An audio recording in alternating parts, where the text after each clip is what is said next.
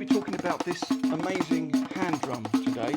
This hand drum is called the RIQ and is found primarily across the whole of the Arab music world.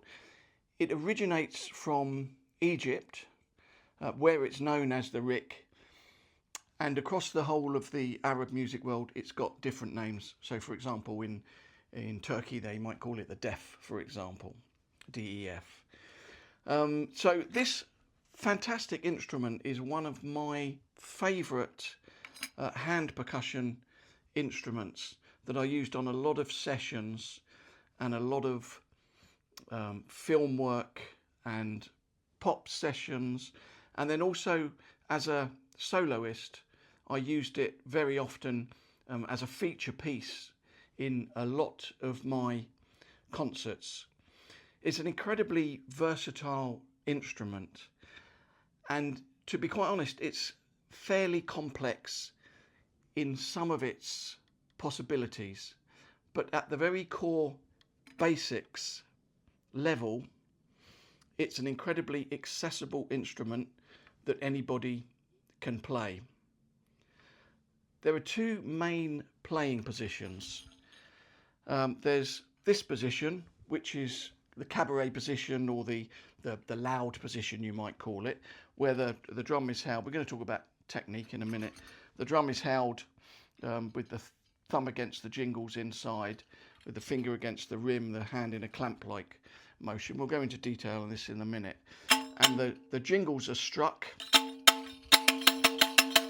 with both hands, and the free hand, so there's the holding hand and the free hand. The free hand comes around the front.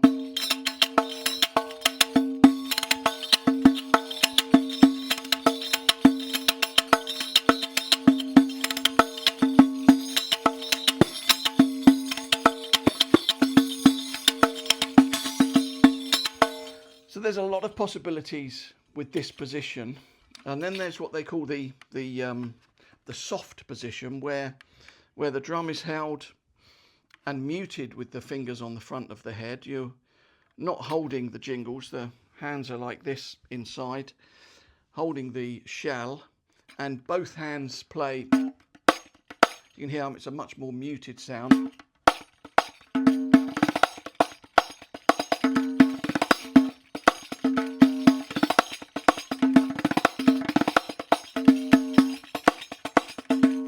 So this is really it's a different instrument in many ways. You've got kind of two different instruments with this drum. You've got the cabaret position and the soft position, and they are two completely different instruments. And on a lot of sessions, I often overdubbed both different playing styles. Now, quite often you'll see, obviously across the whole of the Arab music world, it's so vast and there are so many different styles of playing, and in a way a little bit like a classical / folk music, but with lots and lots of different interpretations.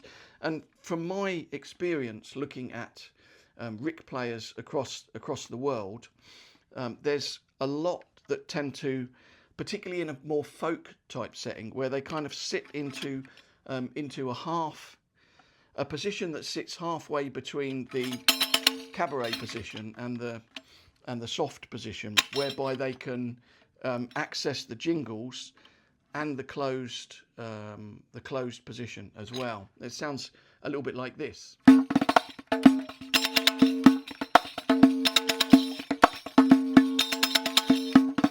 So you can see that they've gone from the closed position and also then integrating some jingle work. So that's something to bear in mind with this instrument, is that we've got the two formal positions, and then there's kind of a big sliding marker between the two that a lot of players kind of find a hand position that's comfortable for them, sometimes to encompass the closed strokes on the front of the head, the jingle work, and the open strokes. So we'll start with the basic holding position with the drum. So The drum, actually, I'm going to look at this. First of all, I'll talk a little bit about the drum, actually, because this is one of the Remo instruments, and this is a Glen Velez Riq, and you'll see that it has the cutouts. Now, this is one of the first things that you need to think about, because sometimes this depth here, if that's all the way across, is very deep to hold the drum. So Glen Velez obviously felt that it was appropriate to design his own instrument whereby there were cutouts in the drum. Some Riqs just have one cutout, so that's a good alternative if you want the slightly fatter shell, but then also the option of a thinner place to be able to hold the drum much more easily. So this is the Glen Velez version of the drum. But pretty much everything that I explain is relevant to whether it's got a cutout or whether it hasn't got a cutout, basically, because the hand position is the same. It's just how open your clasp is. So if you're clasping it like this, then obviously this gap is bigger. If you're clasping it like this, then this gap is smaller. I prefer the cutout version myself, but there are also some manufacturers that make a thinner, so without the cutouts, but a less deep shell. So that's another alternative. There are lots of Riqs on the market. So this is the Remo version of the drum. I've changed the jingles. These jingles I ordered from Lebanon. They're a little bit heavier than the actual Remo ones, and they're also different varieties of jingle. Some of them are regular jingles, and some of them, I don't know, you can't really see, but this set is what they call China jingles. So like a Chinese cymbal where the edge is bent up, the edges of these cymbals are bent up, and you kind of get a little bit of a drier sound than you do with the regular bowed cymbals. So this makes the drum heavier, and that's one of the first problems you encounter with this instrument, is that particularly, you know, when you get decent jingles on, it's quite heavy to hold, but you do get used to it. So first of all, let's look at the left hand holding position. So this is for the cabaret position, the loud position. I'm not going to be looking at the soft position in this set of videos. I'm only going to be looking at this louder playing style. So basically you'd insert the drum here like this. You see the drum going in. Whether it's wider or not doesn't matter for our argument. Slots in. The thumb closes this jingle. It's completely closed. Doesn't make any sound. You're holding, you know, fairly relaxed, but you're keeping the jingle closed. So that's pushing against the jingle. This hand comes around here, but without dampening the head. So you can hear the head. The sound of the head is totally open.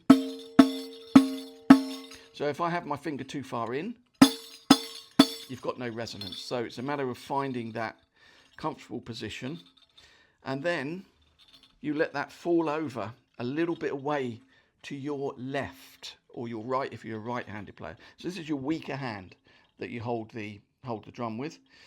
Now to demonstrate this, we can look at this to really clearly see exactly how the hand is holding the shell. So you can see this finger is not coming onto the head hardly at all. Like that would be muting the head. We're hardly touching it, and the reason for that is that these fingers, so mainly this finger, the second finger, comes around and plays on the jingles. So it's falling away from you like that, so away from the camera, and then this finger's coming around and tapping the jingles. Now, it is a case that both of these fingers sometimes play on the jingles with some players. I tend to use just this first finger, or for some work I do use the ring finger. I rarely use doubles, but it is a very common technique. So that's the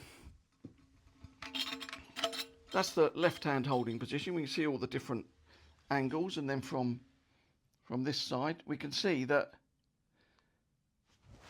it's totally open, and then this finger, second finger, can come in and hit the jingle. So this is the first thing we're going to learn. Now all these strokes have syllables that represent them. I'm not really going to be looking at the syllables at all in these videos, but just for reference, this would be te or ke. Basically, we have the open stroke, which is dum, the rim, which is tak, and the kind of muted slap stroke, which is pa. So first of all, we're just going to be looking at that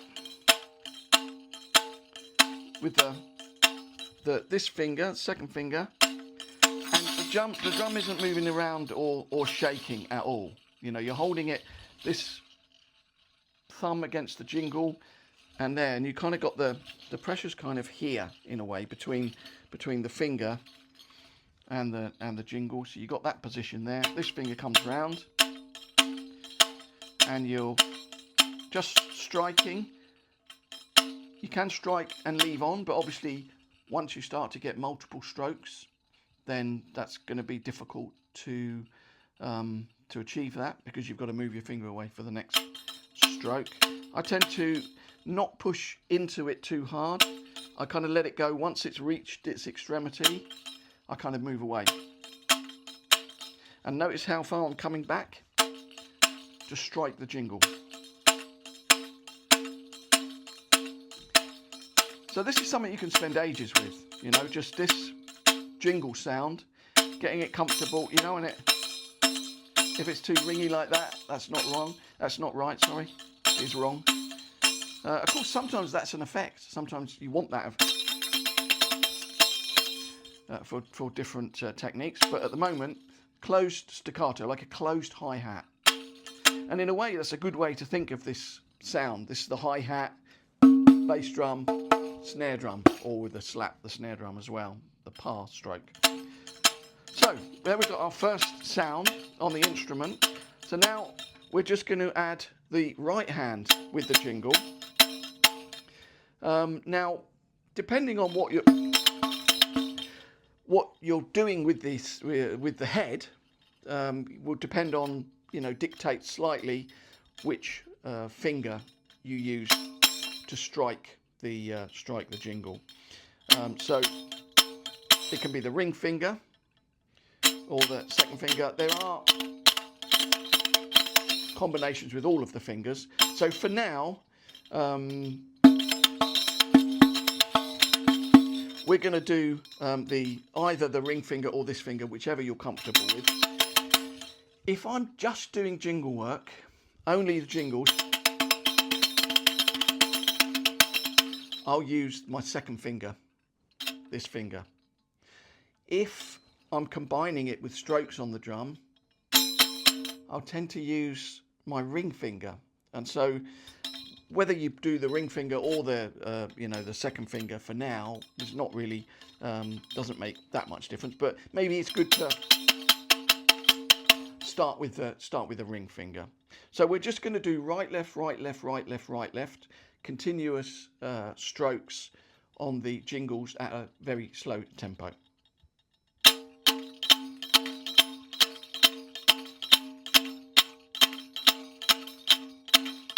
This jingle doesn't sound at all. It's not resonating. So if it was resonating, you'd be getting that sound. Notice how this jingle hits that jingle and it resonates. So remember, this thumb is closing that jingle, or the ring finger.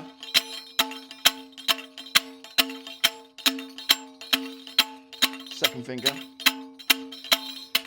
So choose one, either the ring finger or the second finger, and just right, left, right, left, right, left, right, left, right, left, right, left.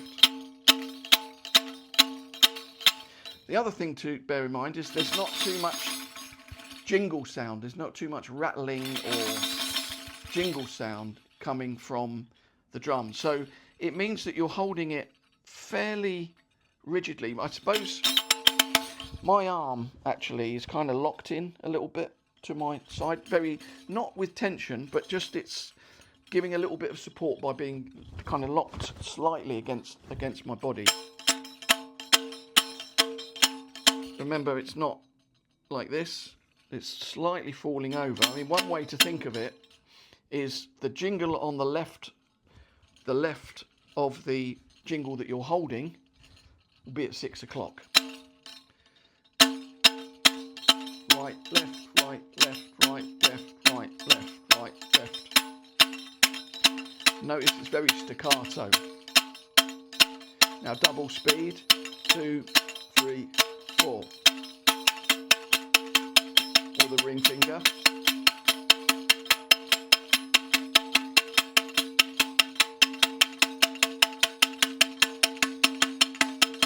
Very staccato. Other jingles aren't rattling. The arm is not tense. Everything is relaxed.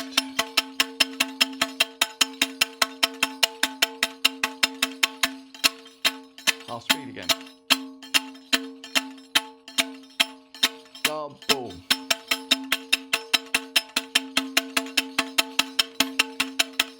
Single.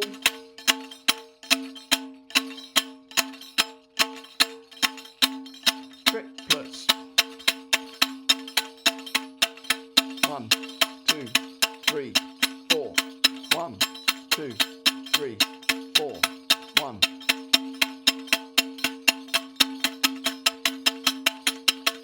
So just spend some time getting comfortable just with playing the jingles. If you do that for the next few weeks, that's fine, because you want to get comfortable with it. You don't want too much tension in your arm or here or in your shoulder. It's got to be fairly relaxed. Arm, shoulder, relaxed. Very clear. No rattling jingle sounds when you're doing it, even though it's near Christmas.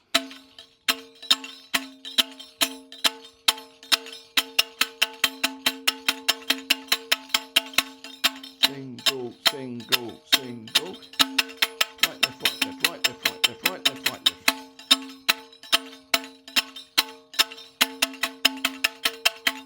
Or with the ring finger.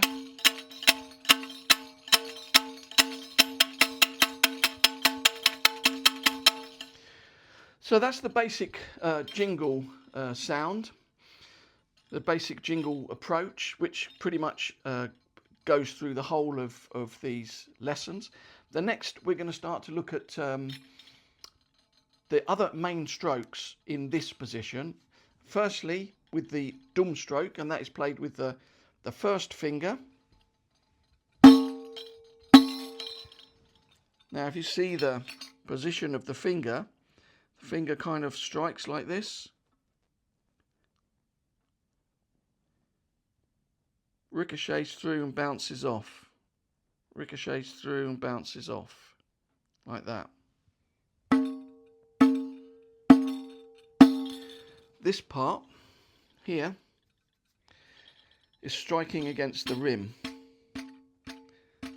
So that is kind of the motion, but without the follow through of the finger.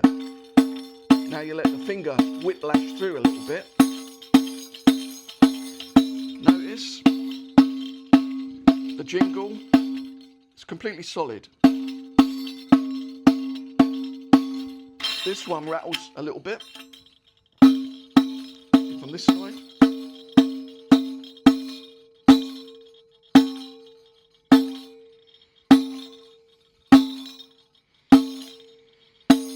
You want to think as well about the distance between the two hands, because you don't want to be coming in over the top of this hand too much. So you kind of, if you're looking at it as a clock face, with this jingle it's probably like 10 past 6, I think, that going that way as you look at it. You know, it's heading towards 6:15. Obviously that's dictated by where that is. That's probably like 4 o'clock, and your hand here is probably coming in around 3 o'clock, where this finger strikes. As you look at the drum from this side, that will be 3 o'clock. So you can see the clock face here. This is kind of 6:15, 4 o'clock, finger coming in at 3 o'clock. So So this is the dum stroke. So now let's just combine that with the jingle stroke. So we're going to have 1 dum stroke and 7 closed jingle strokes. We're going to have right, left, right, left, right, left, right, left. Right, left, right, left, right, left, right, left.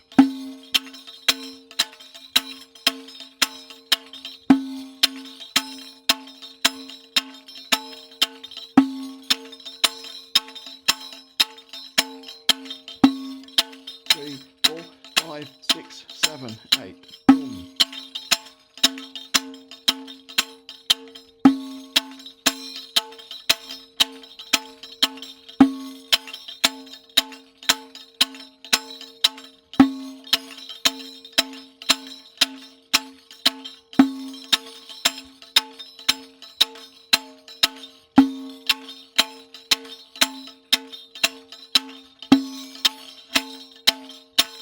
One of the things that dictates how much resonance you get, desirable or undesirable, is the angle.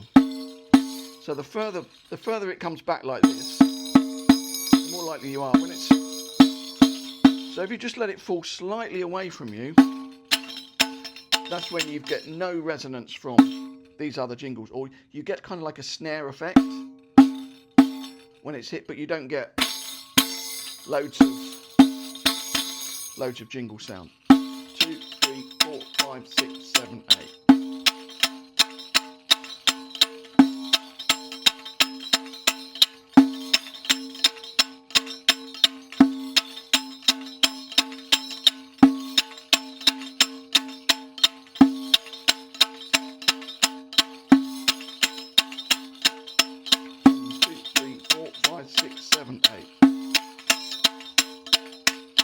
A little bit faster. Notice this staccato.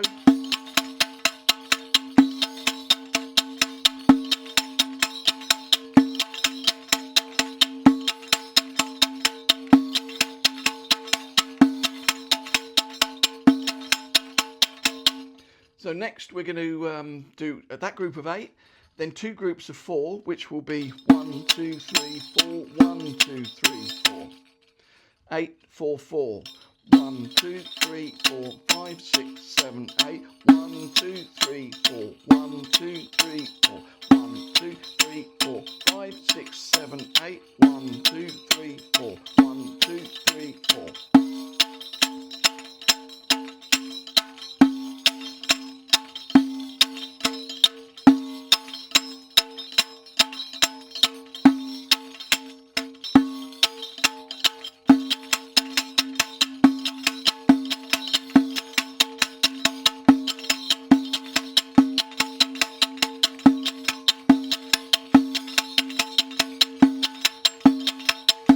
Don't worry if you can't go up to that speed, slowly work up at the slower speed.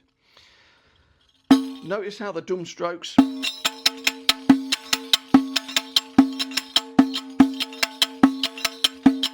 are all very clear, very distinct.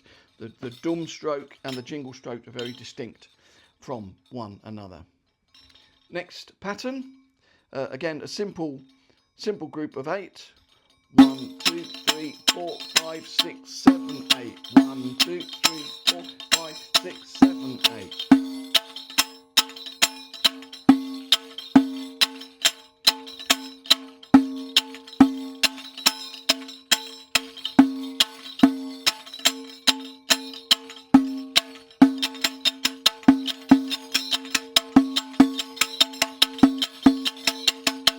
Focusing on the jingles being very staccato. Now notice, now I'm using the dum strokes. I'm pretty much always using the ring finger for the right hand jingle strokes. So now another variation of that 8-beat pattern that has 2 open strokes in it. 1, 2, 3, 4, 5, 6, 7, 8. 1, 2, 3, 4, 5, 6, 7, 8. 1, 2, 3, 4, 5, 6, 7, 8. 1, 2, 3, 4, 5, 6, 7, 8.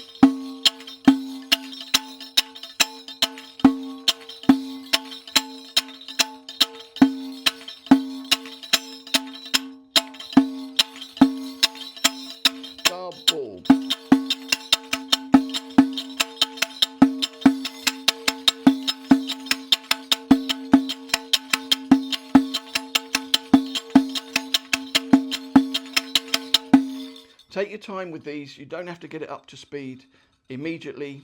For the brevity of these videos, I'm including the slow speed and the fast speed. If you can only do the slow speed, then only do the slow speed, and you know, work on up to the faster speed at you know, a pace that suits you. And don't forget, the instrument is for you. It's for you to enjoy, for you to play. It's not to achieve something, you know, out of the realm of your personal, you know, desires and inspirations. So next, another pattern of 8, and that'll be like this, kind of combining a couple of the other patterns. This could also be thought of as a 6 plus a 6 plus a 4, with the 6 being 1, 2, 3, 4, 5, 6 twice, and 1, 2, 3, 4 at the end. 1, 2, 3, 1, 2, 3, 1, 2. 4, 5, 6, 1, 2, 3, 5, 6, 1, 2, 3, 4. 4, 5, 6, 1, 2, 3, 4, 5, 6, 1, 2, 3, 4.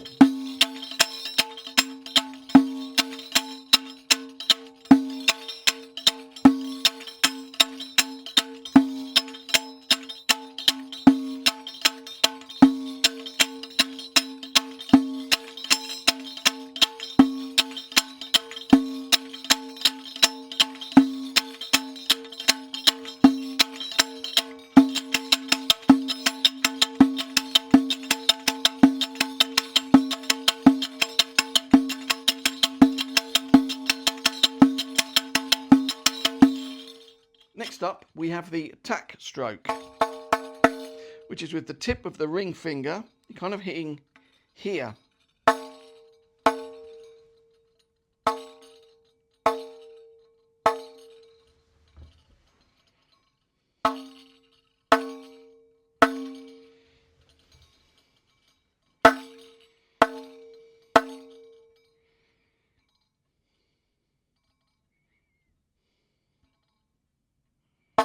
This kind of plays into the drum a little bit, in the sense that you kind of hit and you kind of leave your finger on very slightly. Now, this drum sounds slightly different than the traditional Riqs. Again, you know, like to highlight the fact that this is one of the Remo instruments.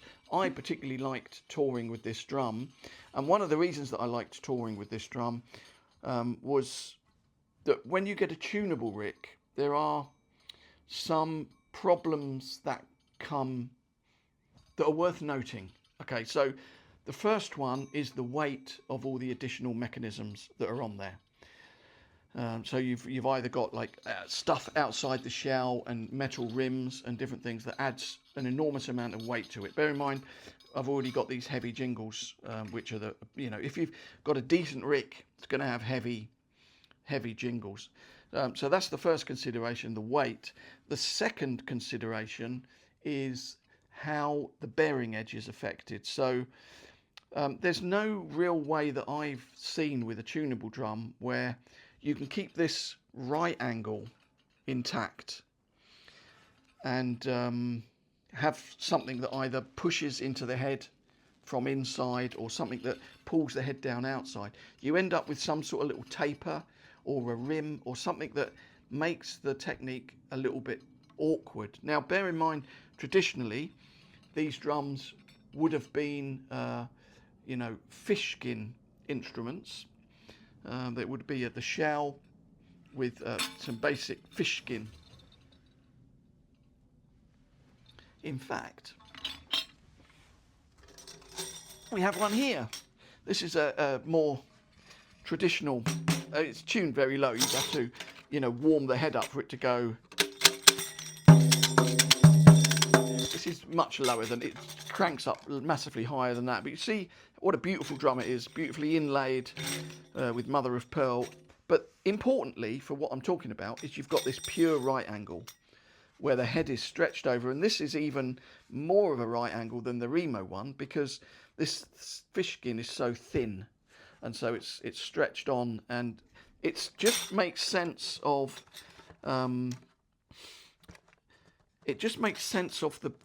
being able to get to the tack strokes and to make the, of course, traditional players play whatever instrument is you know, in their hands. Of course, they're great, whether it's tunable outside, tunable inside, or whatever. But for me personally, I prefer the right angle. It just feels a lot more comfortable with me. You'll also notice, actually, from what I was talking about earlier with the depth of the shell, you can see that here we've got a slightly different situation, but we can still reach round in a similar way to we did with the cutout, and still kind of action the drum in a similar fashion. So that's something to think about a little bit, is which drum suits your hands the best. So tack stroke, tip of the ring finger. You don't want that happening. You see the fingers coming round, the little finger, and hitting the jingle.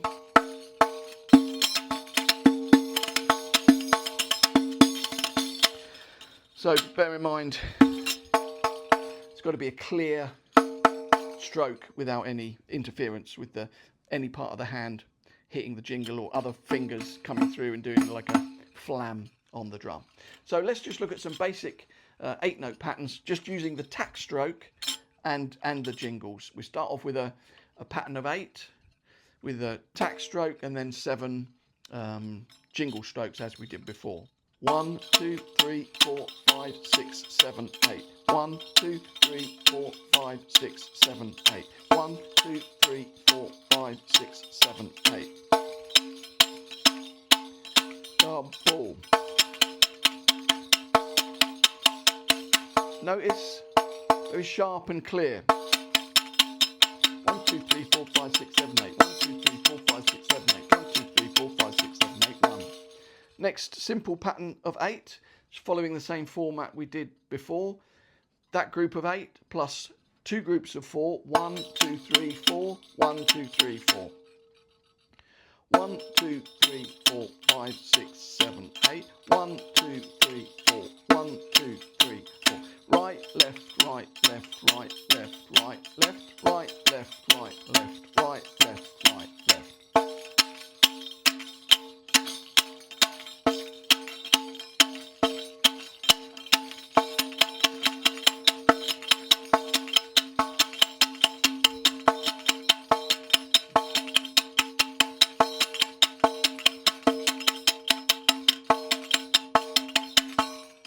Next pattern of 8.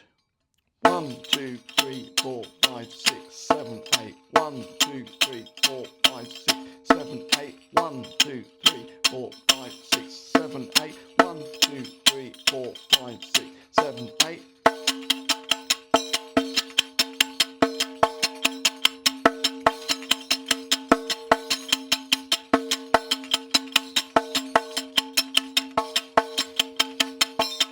Another version of that. 1, 2, 3, 4, 5, 6, 7, 8. 1, 2, 3, 4, 5, 6, 7, 8. With the double stroke removed. 5, 6, 7, 8. The 2 tacks. 3, 4, 5, 6, 7, 8. 1, 2, 4, 5, 6, 7, 8. 1, 2, 3, 4, 5, 6. Double.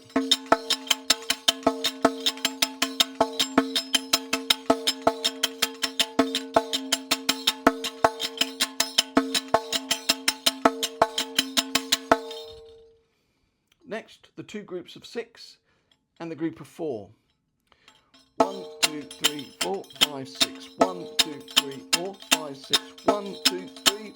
1, 2, 3, 4, 5, 6. 1, 2, 3, 4, 5, 6. 1, 2, 3, 4.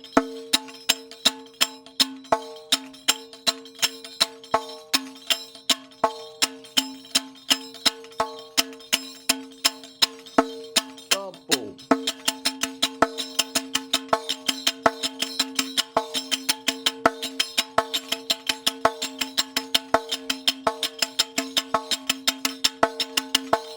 Now with the jingle and the left hand, you can hit with the tip of your finger, almost with your tip of your finger at a right angle.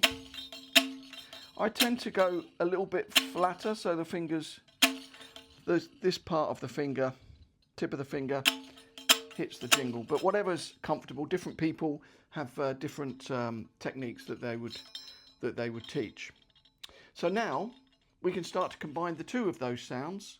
We'll do that over the figure of 8. We'll have dum, the open tone, and 7 jingle tones. Tak, the sharp tone, and then 7 jingle tones. Right, left, right, left, right, left, right, left. Everything's right, left, right, left for now.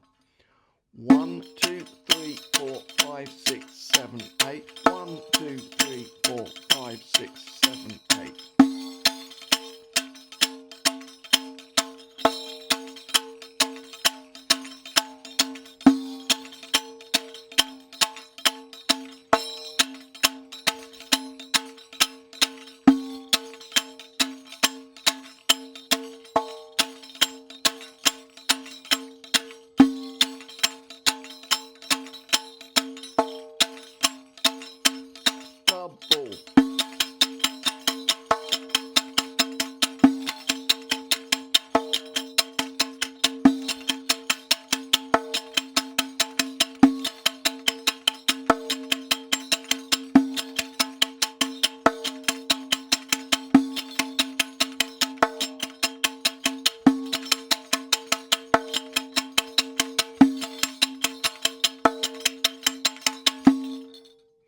Next, with 2 tak strokes in the second part.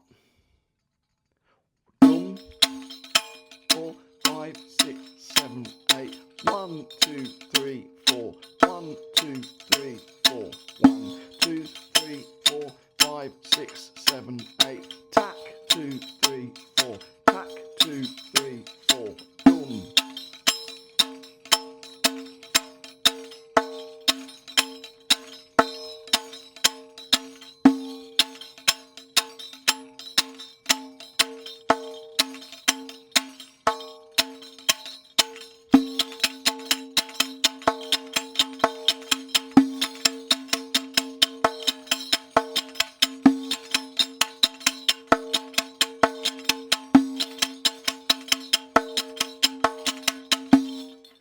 Now groups of 4 alternating dum and then tak. So dum, 2, 3, 4, and then tak, 2, 3, 4. Right, left, right, left. Dum, tak. 1, 2, 3, 4. 1, 2, 3, 4.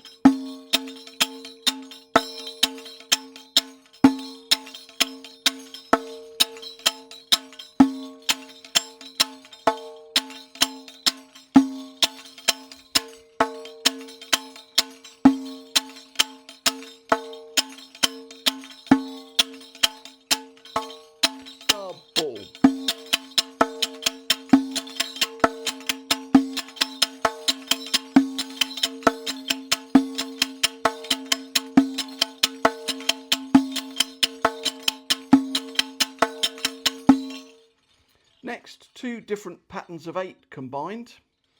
1, 2, 3, 4, 5, 6, 7, 8. 1, 2, 3, 4, 5, 6, 7, 8. 1, 2, 3, 4, 5, 6, 7, 8. 1, 2, 3, 4, 5, 6, 7, 8.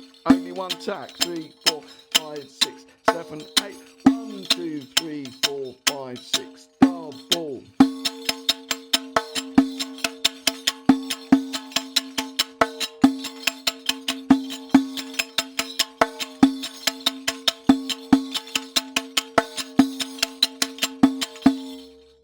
Now a similar version with 1 tak and 3 dums. Dum, tak, dum, dum, dum, tak, dum, dum. 1, 2, 3, 4, 5, 6, 7, 8. 1, 2, 3, 4, 5, 6, 7, 8. 1, 2, 3, 4, 5, 6, 7, 8. 1, 2, 3, 4, 5, 6. Double.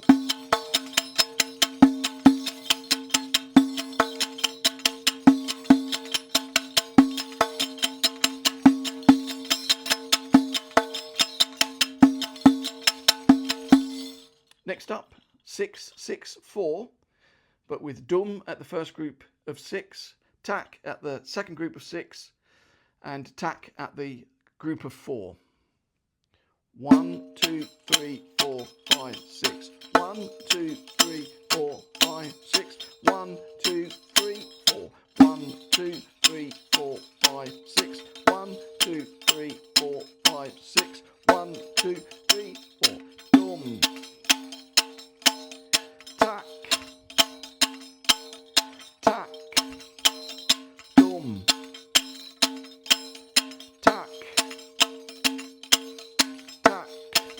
Double.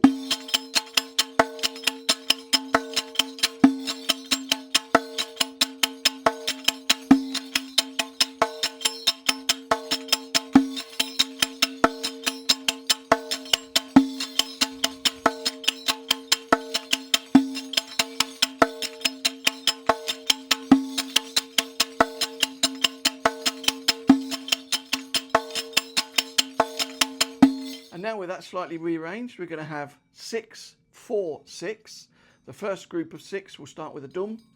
The group of 4 will start with a dum, and the second group of 6 will start with a tack. So it's a simple rearrangement of the 3 components, 6, 6, 4, but we're doing 6, 4, 6, and it'll be like this. 1, 2, 3, 4, 5, 6. 1, 2, 3, 4. 1, 2, 3, 4, 5, 6. 3, 4, 5, 6. 1, 2, 3, 4. 1, 2, 3, 4, 5, 6. Dum. Dum. Tack.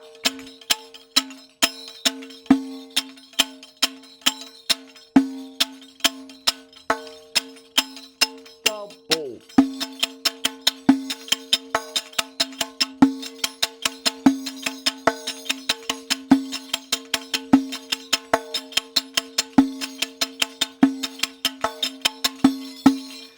So you can see a lot of these simple things, when they're rearranged, can lead to lots of different grooves and different rhythms and different approaches. This is the very beginning basics of this amazing hand drum, the RIQ. We're going to be back. We're going to be adding the par stroke, the slap stroke. We're going to be looking at odd rhythms.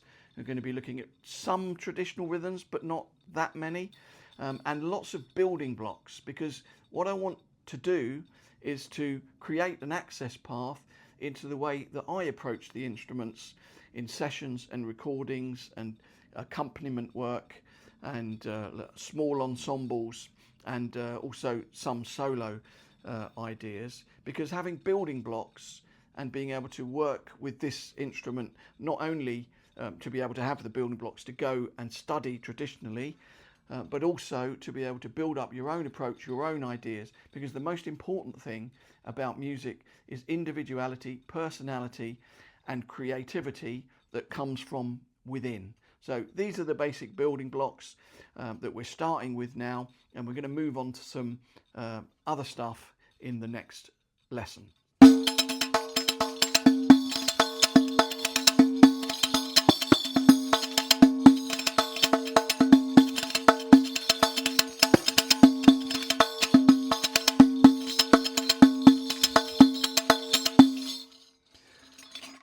So far, we have the jingle strokes with the right and left hand. We have the dum stroke with the first finger and the tack stroke on the rim with the ring finger.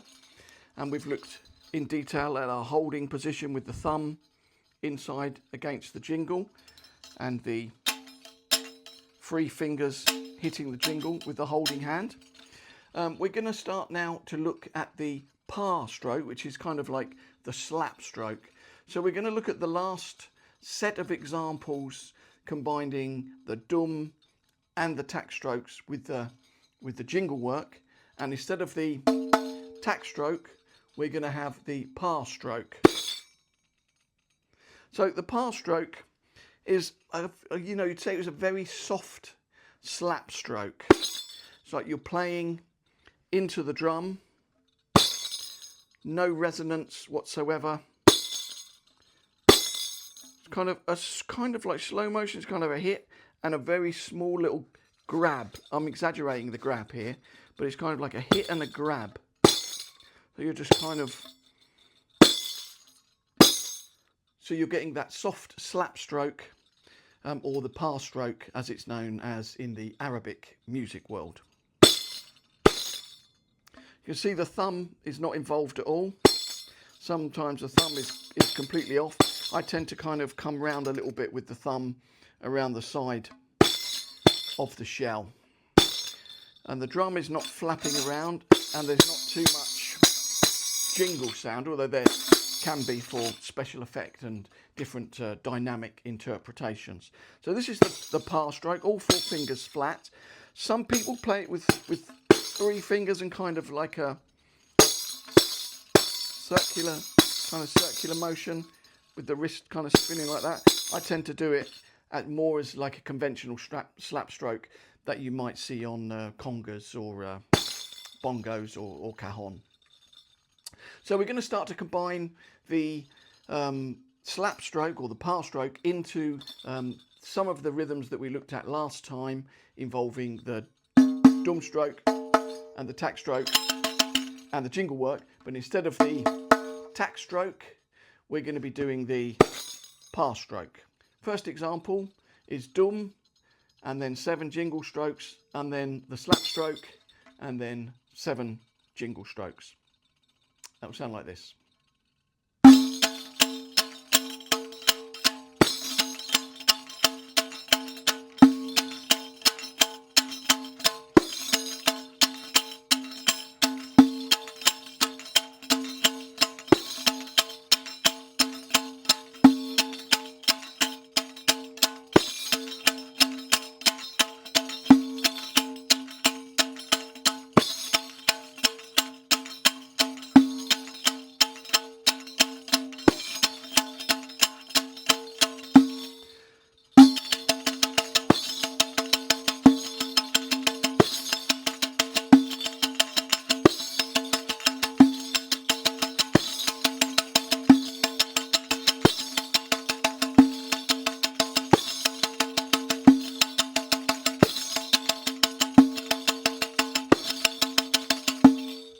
Interestingly, some of these rhythms, it's much harder to get clarity at a very slow tempo.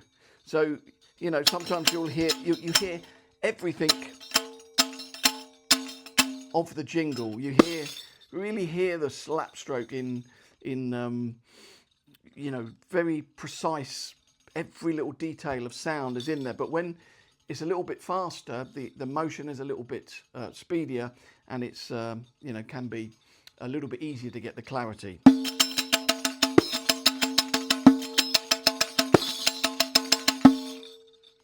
So the next example is dum and 7 jingle strokes, and then the slap stroke and 3 jingle strokes, the slap stroke and 3 jingle strokes, and that'll be like this.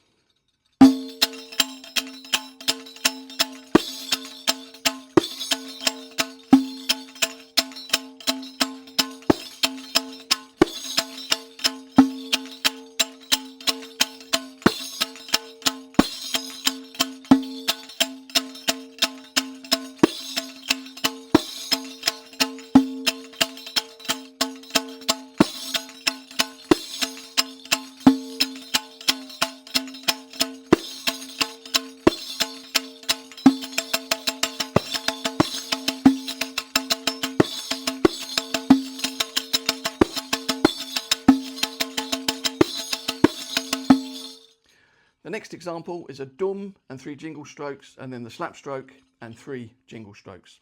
That will sound like this.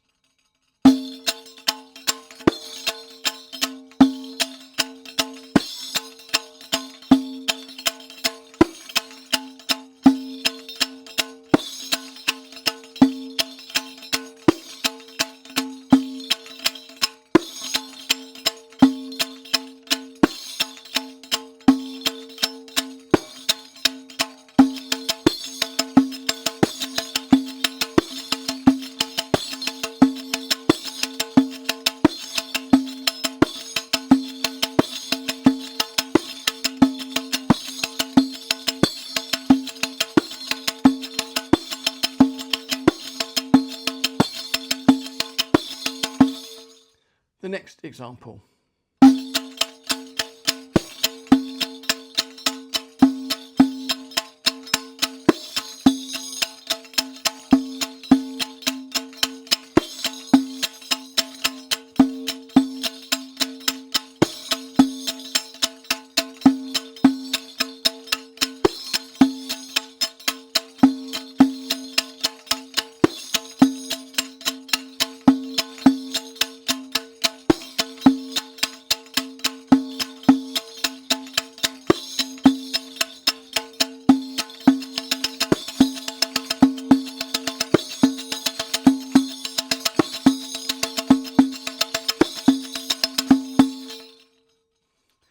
The next example.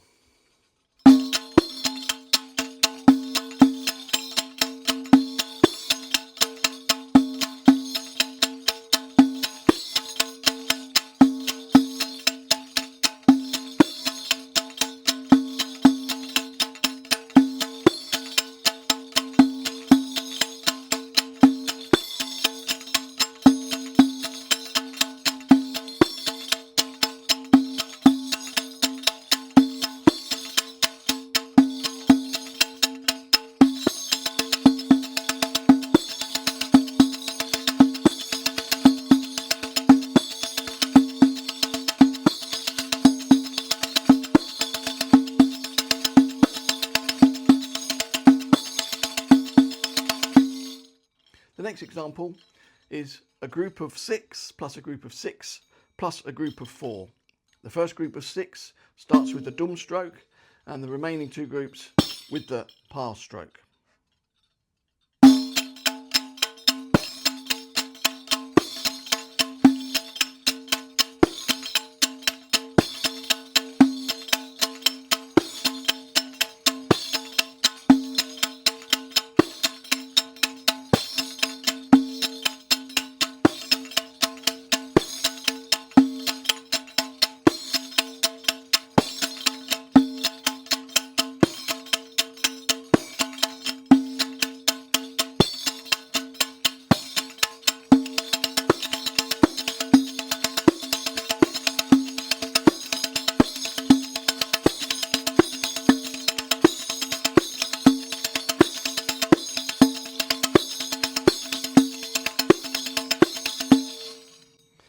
Focus on the slower tempos if you can't get it up to that speed, but for the brevity of the videos I'm using a slow speed and a medium tempo speed, just so you get a clear idea of where each example goes.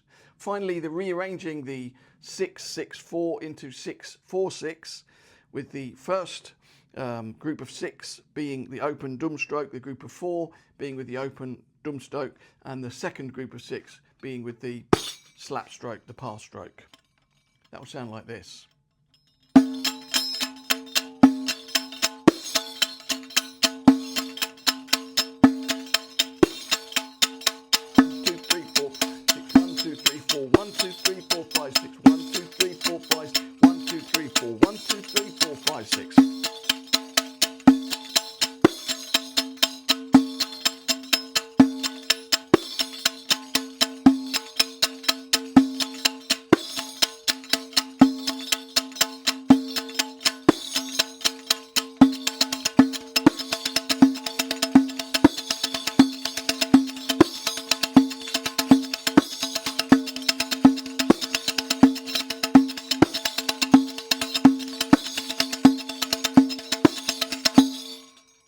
Notice that at a faster tempo, you might not get completely into the middle of the drum, but you can still play the pass strokes at different places.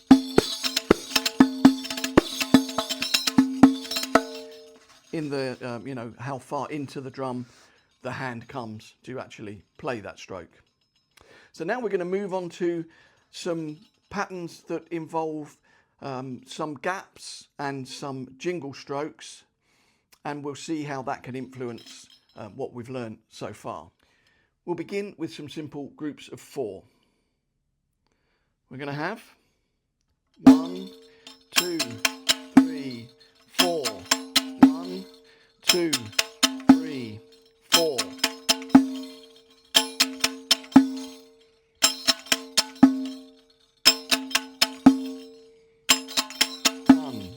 Two, three, 4.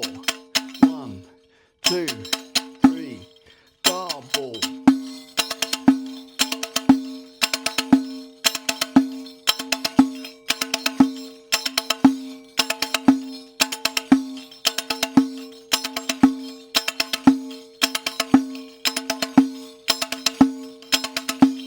Next up, we'll have dum for the first group and tack for the second group.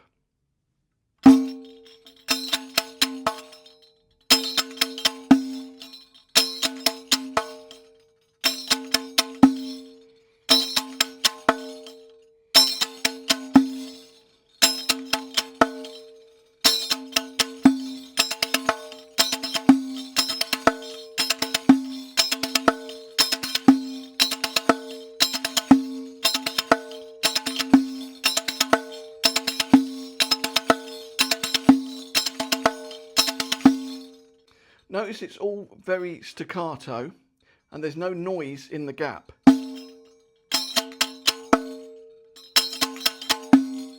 Silence. No jingle sound.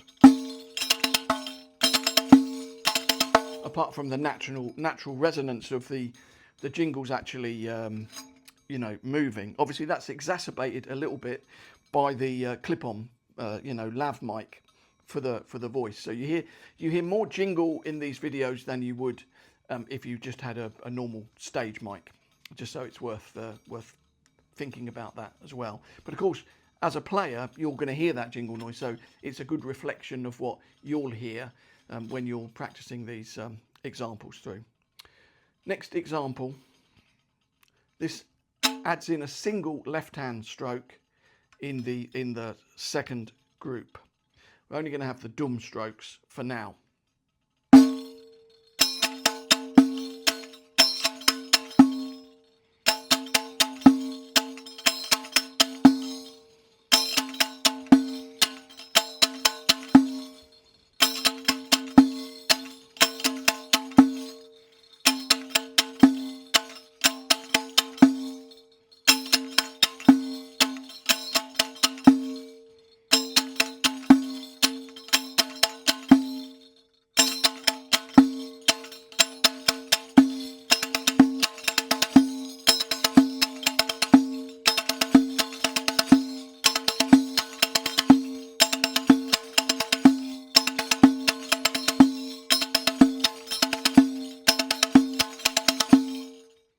Now we're going to add a text stroke into that example.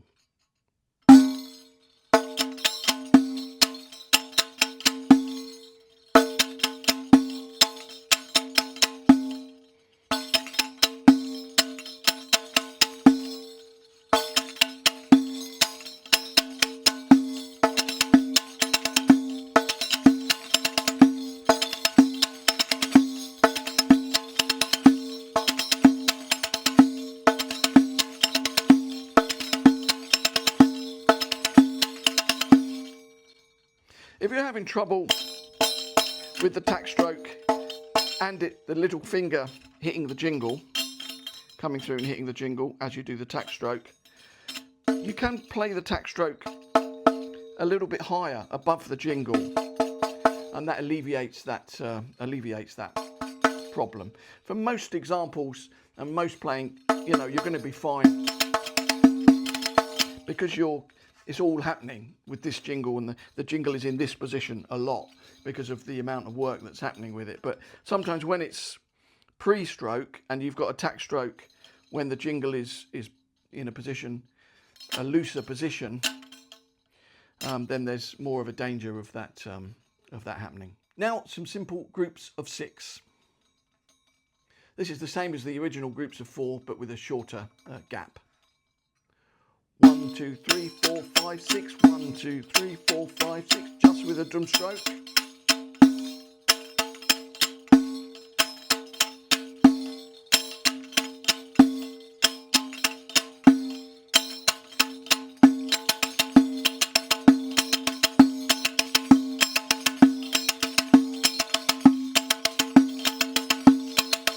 Now this is similar to some of the other groups of 6 we were doing. 1, 2, 3, 4, 5, 6. But obviously we've taken out one left-hand stroke. And using this type of approach within a lot of the rhythms gives a little bit more clarity rather than having, you know, persistent and continuous 16-note strokes going the whole time on the jingles. 1, 2, 3, 4, 5, 6. 1, 2, 3, 4, 5, 6. Instead of that, 1, 2, 3, 4, 5, 6. 1, 2, 3, 4, 5, 6. See, it breathes a little bit more. Obviously, it's just different ways of approaching it, and a lot of this will come together when we look at some of the grooves and rhythms later on in the lessons. Now we'll add in a tack stroke at the beginning of the second group of 6. 1, 2, 3, 4, 5, 6. 1, 2, 3, 4, 5, 6. 1, 2, 3, 4, 5, 6. 3, 4, 5, 6.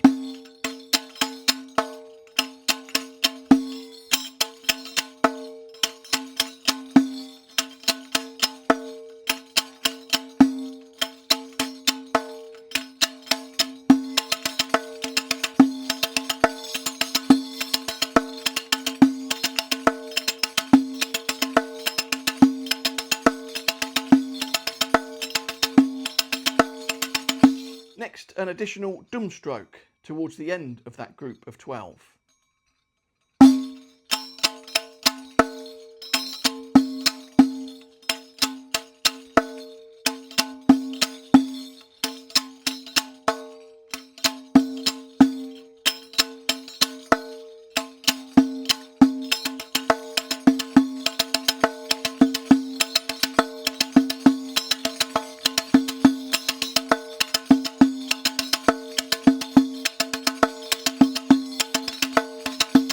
And finally,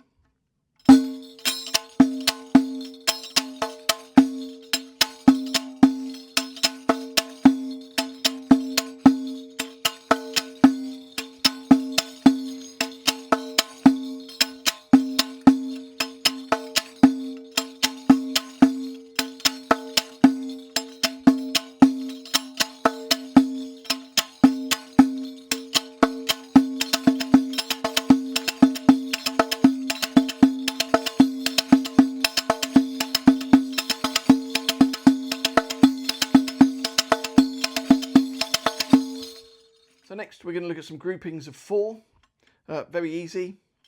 3, 4, 1, 2, 3, 4, 1, 2, 3, 4, 1, 2, 3, 4.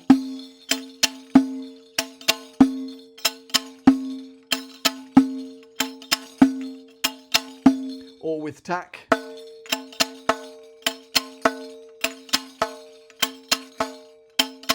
Or with dum and tack.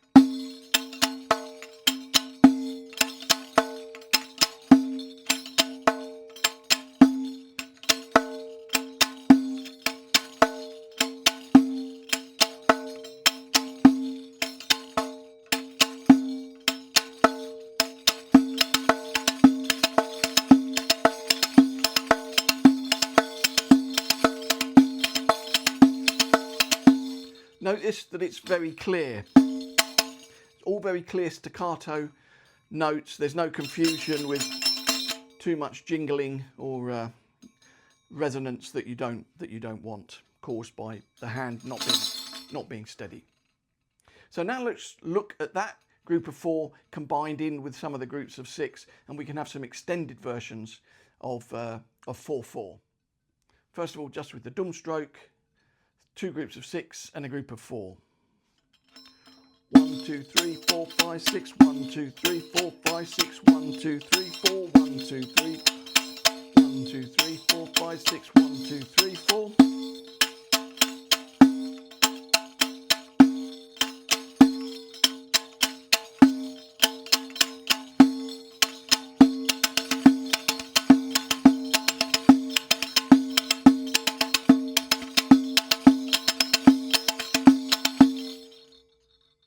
And then with a tack stroke for the 3rd group, the group of 4.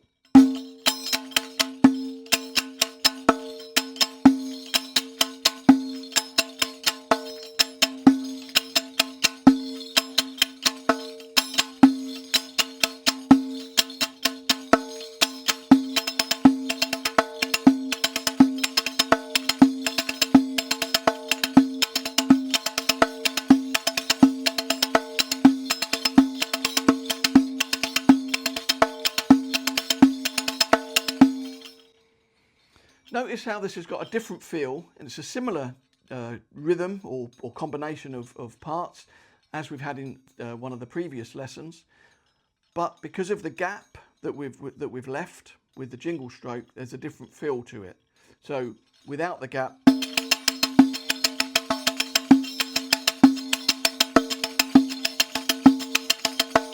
and then with the gap, this current version.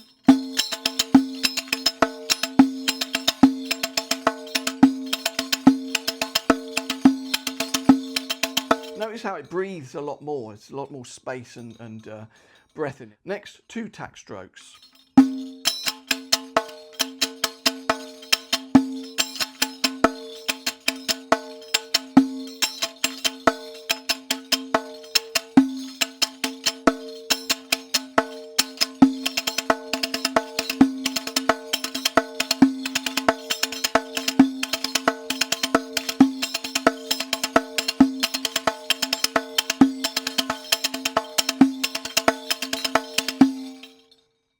Now with that reversed, the first stroke will be a tack stroke, the second accent will be a tack stroke, and the third stroke will be a dum stroke.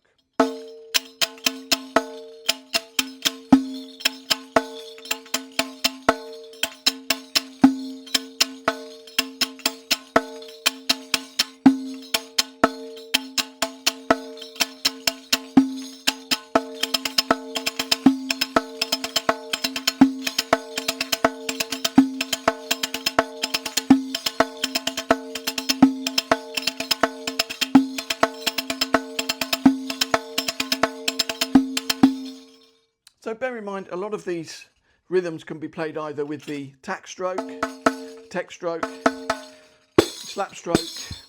You can interchange them. So for example, we had, in an earlier example, that could just as well be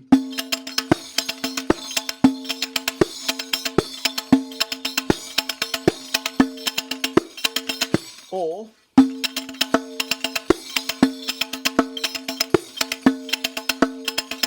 so you got dum for the first one, tek, and the pa slap stroke for the third one. Welcome back. We're going to be looking at some doubles on the jingle with the supporting hand. Now this is going to involve kind of three different techniques. I'm going to demonstrate it with two, but there are three possible.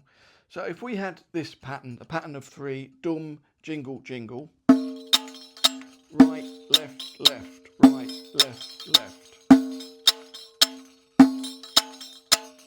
Now we're going to combine this pattern into some different sort of rhythmic motifs, but there are numerous different ways to play it. First of all, there's the way that I'm playing it here, which is right, left, left, both with the middle finger. There's the split finger, so you're using the ring finger and the middle finger.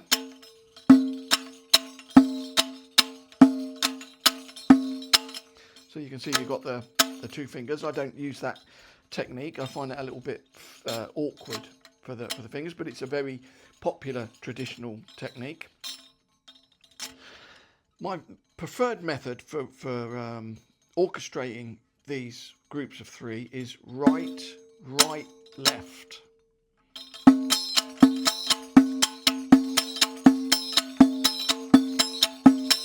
Right, right, right with the ring finger, left with the middle finger.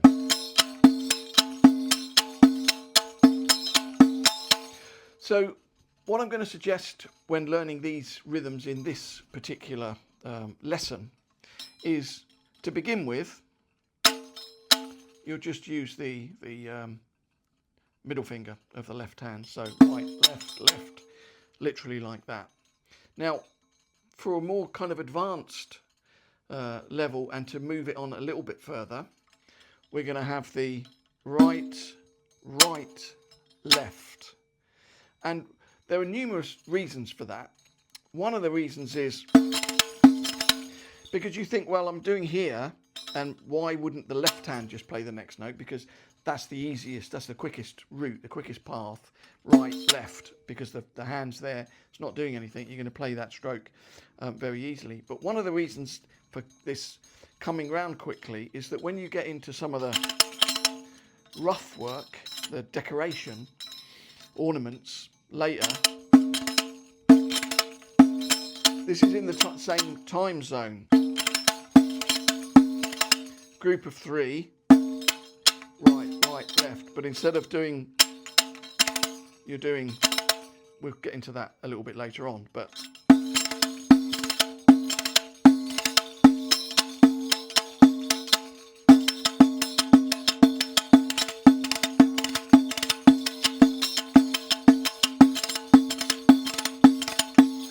so it's a really good technique to get used to, being able to move your finger immediately round. Now, it's also the case that it's going to come from a tack stroke, which is even more awkward, but useful all the same as a technique of getting familiar with the right hand moving between action in the drum, on the drum head, and action on the jingles. And certainly for the ornaments, it's really important to get that very quick movement comfortable within your hand. So we're going to look at a few simple patterns. We'll start off with just two with the left hand for all the groups of three, and then we'll get to demonstrating some of the other things. One of the other things I will mention just before we go on to that is that besides coming round to get the extra jingle, you can also then get different strokes by it being right, right, left.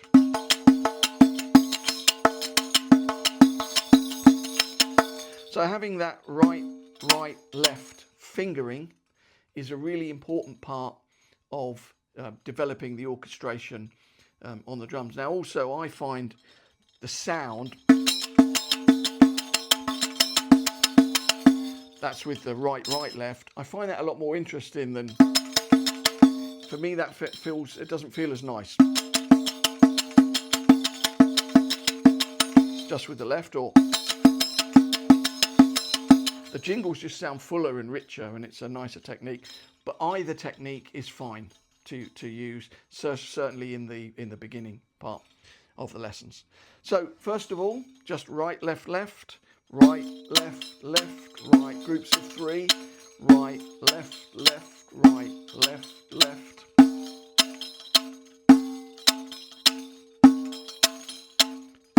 Double.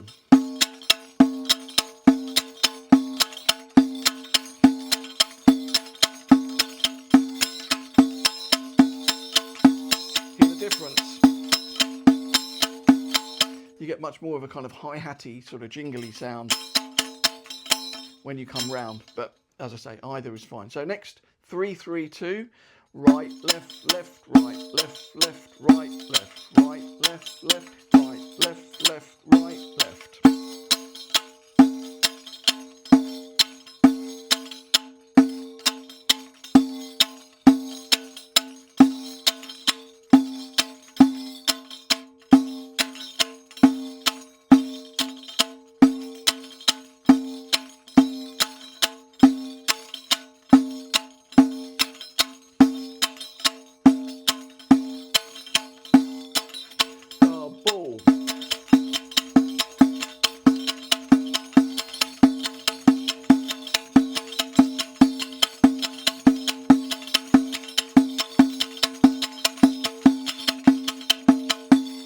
So if you're orchestrating that pattern, right, right, left, right, right, left, right, left,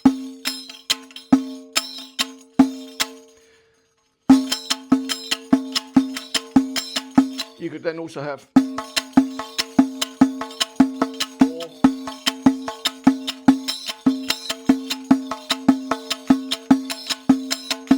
there's a lot more kind of flexibility with that. So next we'll have a tack stroke for the third of those accented notes. 1, 2, 3, 1, 2, 3, 1, 2, 1, 2, 3, 1, 2, 3, 1, 2.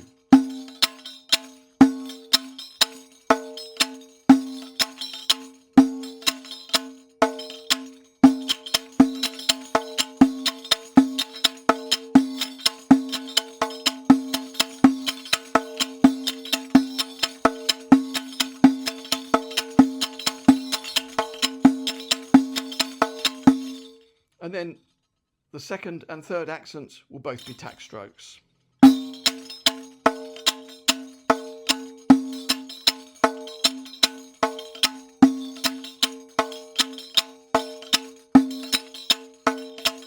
Double.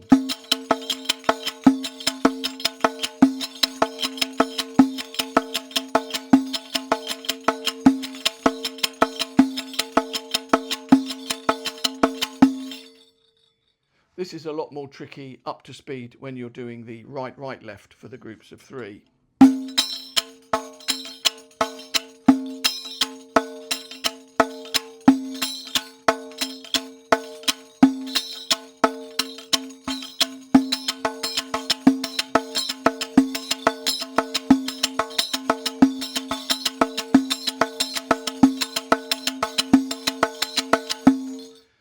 using these units, it's also really easy to get into some different length time cycles and different length grooves. So if we wanted to be in 5, we could have 2 groups of 3 and 2 groups of 2. So before we had 3, 3, 2, adding up to 8. So now if we have 3, 3, 2, 2, then we're in 10.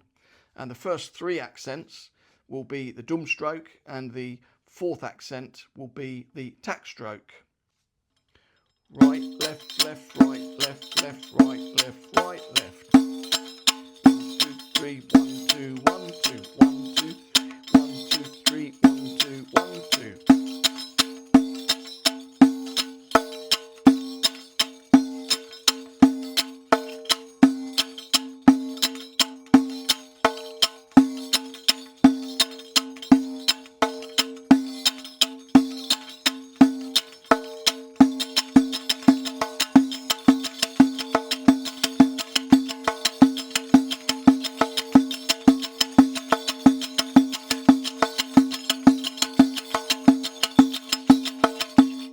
With the right.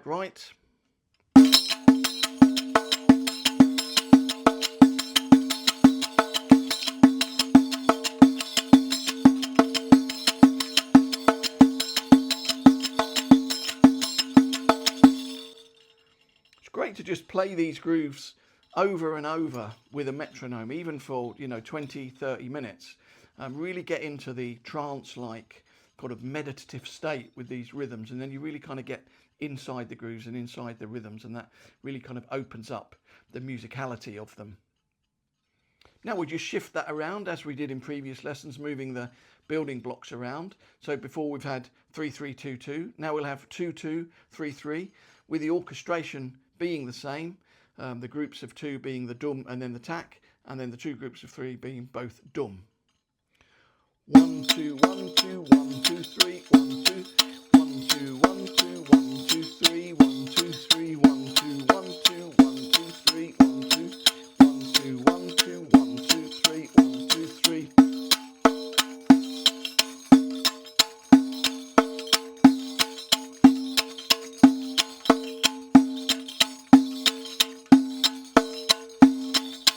Double.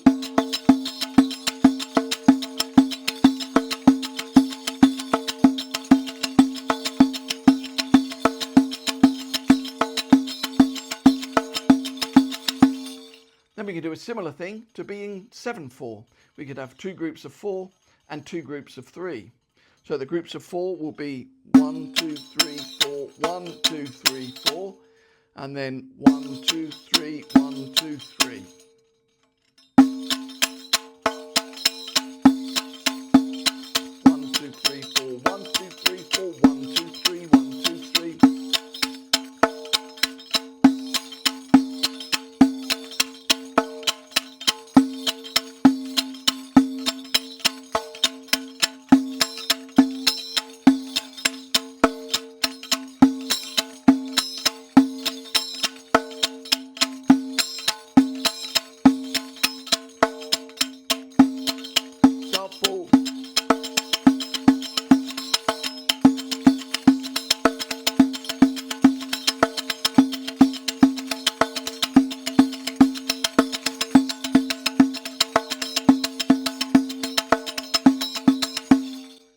You can see I'm switching between the and the, just to give you an idea of what both of those variations or variations of technique sound like with these rhythms. We could also use our groups of 2 to make up a 7-beat rhythm by having 3, 2, 2, 3, 2, 2, and that would be something like this: 1, 2, 3, 1, 2, 1, 2, 1, 2, 3, 1, 2, 1, 2, 1. 1, 2, 1, 2, 3, 1, 2, 1, 2.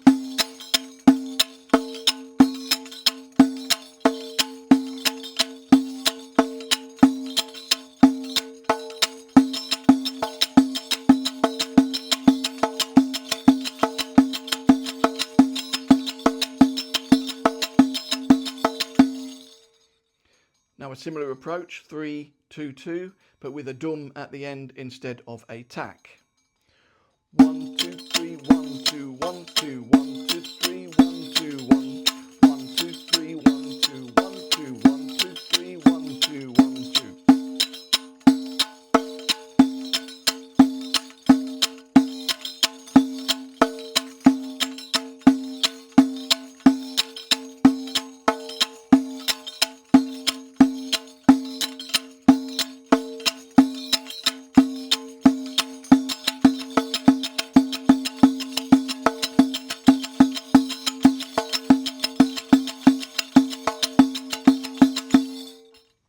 Again, similar construct, 3-2-2, with some different orchestrations between the dums and the tacks.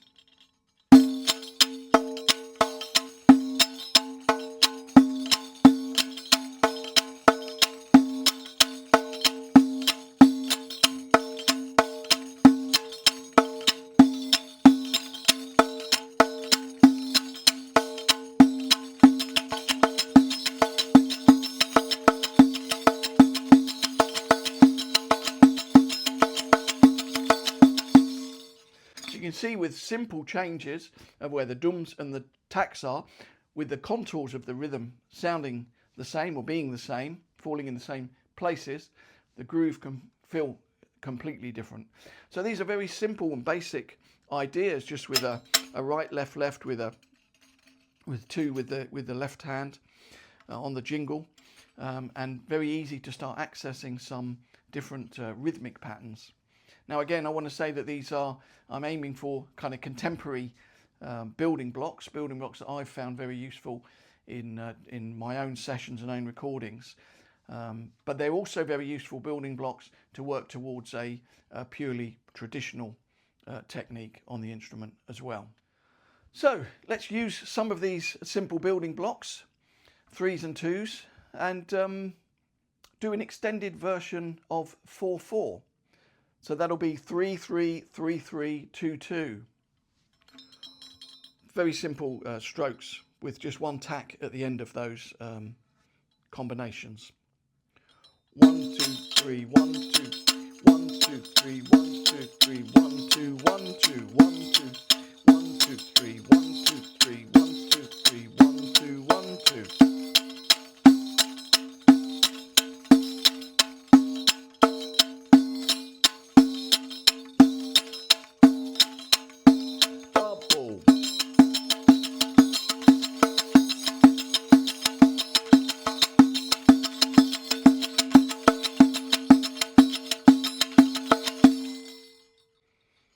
And just to demonstrate this with the right, left technique.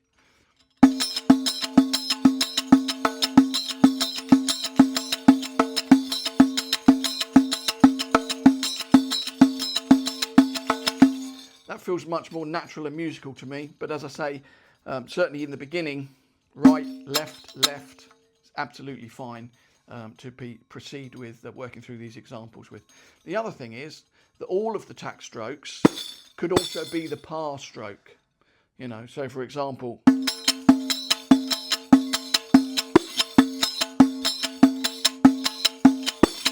that's the same with all of the lessons where I'm using a tack stroke.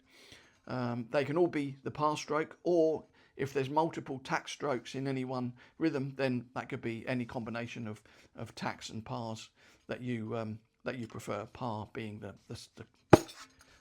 muted slap stroke. So next we're going to have 2-2, 3-3-3-3 with the orchestration the same. So the 2 was 1-2, 1-2, and then 4 right, left, lefts with the dum stroke. 1-2, 1-2, 1-2, 3, 1-2, 3, 1-2, 1-2, 1-2, 1-2, 1-2, 3, 1-2, 3, 1-2, 3, 1-2, 3.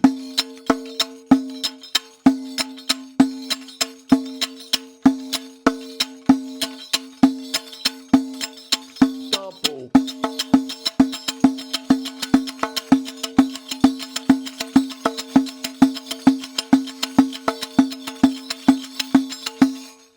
Or with the other technique.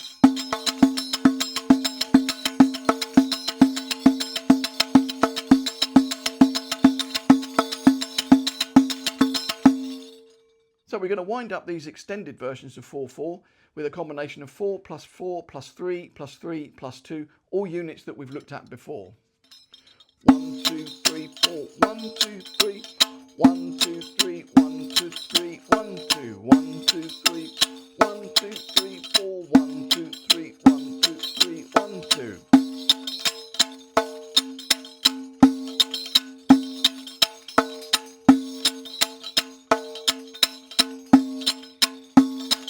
Double.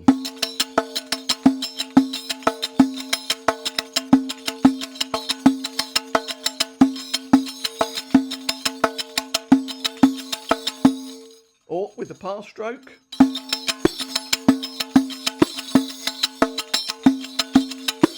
Or whatever combinations of par and tack that you prefer. So we're now so familiar with these small groove patterns, these little units of rhythm now, that we can put them together to make up a more challenging time cycle. For example, if we have 4 plus 3 plus 4, we've got 11. It's a rhythm called Kopanitsa that we'll look at in a later lesson, but just we can start to see how we can put these different units together and make some really interesting stuff, particularly kind of Eastern European sounding Balkan, sort of Bulgarian type grooves. 1, 2, 3, 4, 1, 2, 3, 1, 2, 3, 4, 1. That's one cycle of the rhythm. 1, 2, 3, 4, 5, 6, 7, 8, 9, 10, 11. 1, 2, 3, 5, 6, 7, 8, 9, 10, 11. 1, 2, 3, 5, 6, 7, 8, 9, 10, 11. 1, 2, 3, 4, 5, 6, 7, 8, 9, 10, 11. 1, 2, 3, 5, 6, 7, 8, 9, 10, 11. 1, 2, 3, 5, 6, 7, 8, 9, 10, 11. Now we're going to add a tack into that groove. 1, 2, 3, 4, 5, 6, 7, 8, 9, 10, 11. 1, 2, 5, 6, 7, 8, 9, 10, 11. 1, 2, 3, 5, 6, 7, 8, 9, 10, 11. 1, 2, 3, 5, 6, 7, 8, 9, 10, 11.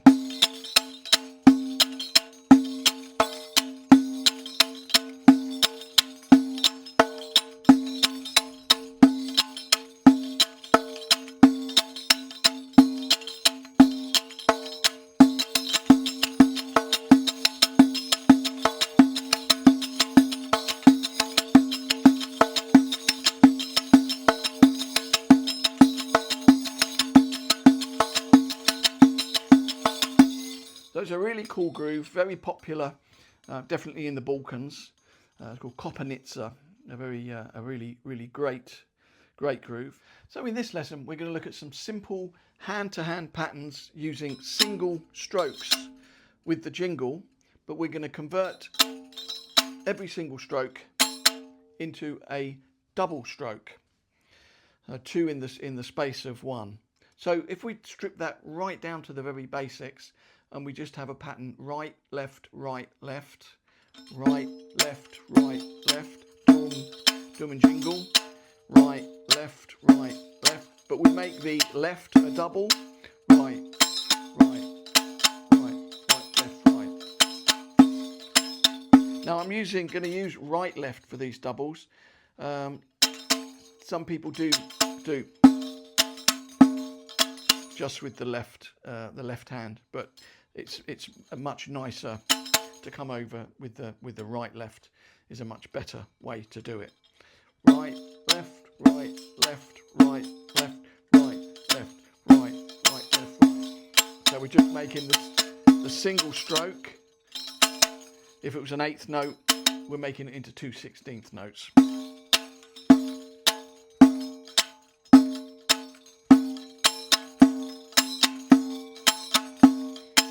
So now let's make that pattern with the first right is the dum, and the second one will be the tack stroke or the par, whatever you want. 1, 2, 1, 2, 1, 2, doubled up.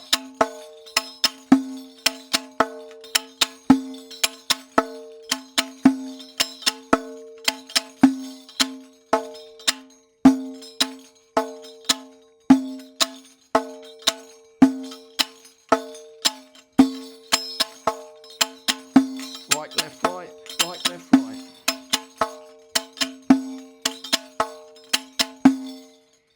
So now let's use something similar, but we're going to have right, right, left. So all equal value notes. Right, right, left, right, right, left, right, right, left, right, right, left. Right, right, left, right. Now we double that up.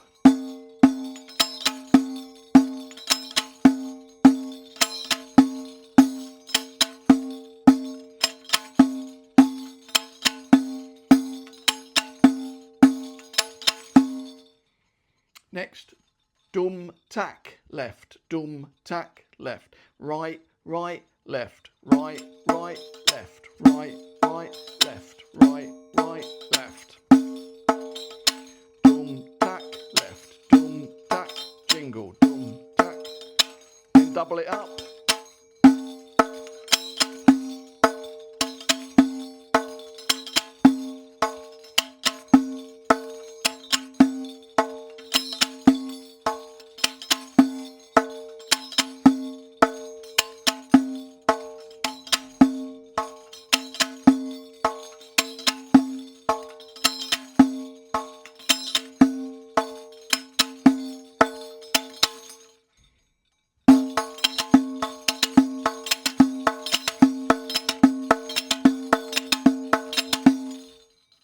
So now we can start to piece some of those units together, 3, 3, 2, as we did in previous lessons, and you'll start to see how we're starting to move towards some traditional sounding rhythmic approaches. So we're just going to have dum, dum, jingle, right, right, left for the 3s, and dum, jingle, right, left for the 2s.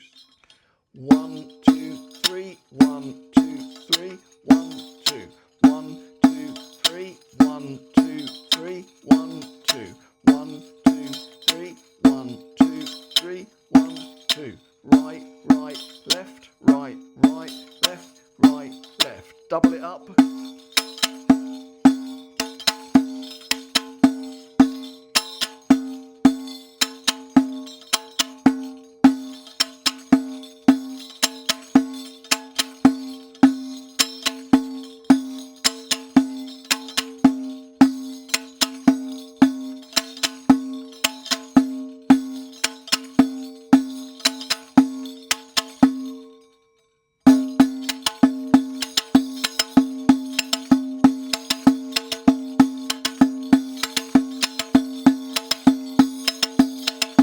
So we're only playing dum strokes for now, but we're getting used to switching to come back here for the little 2/16 notes that are falling between the other grooves. So now let's add a tack stroke at the end of that instead of the final dum. 1, 2, 3, 1, 2, 3, 1, 2, 1, 2, 3, 1, 2, 3, 1, 2, 1, 2, 3, dum, dum, tack, dum, dum, dum, dum, tack. Double it up.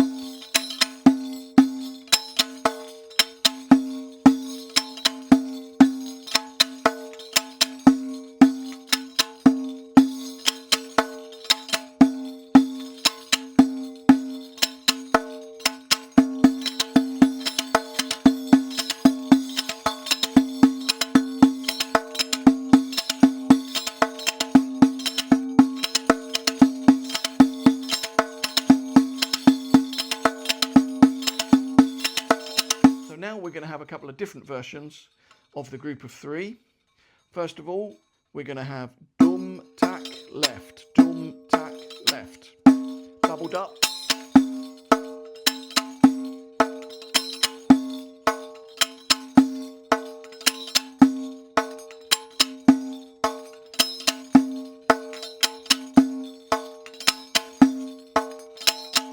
A little bit faster.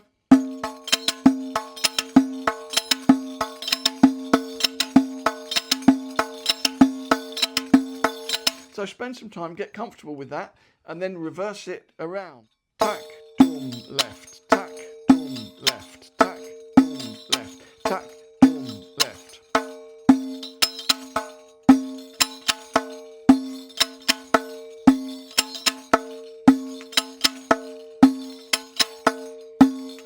A little bit faster.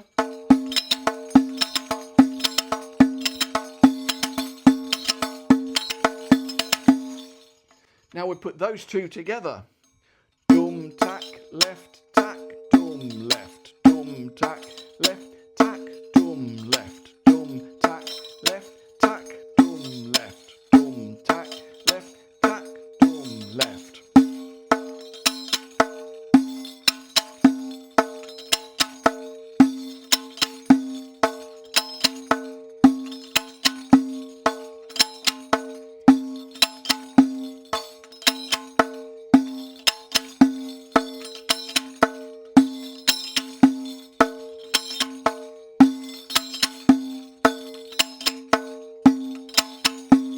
a little bit faster.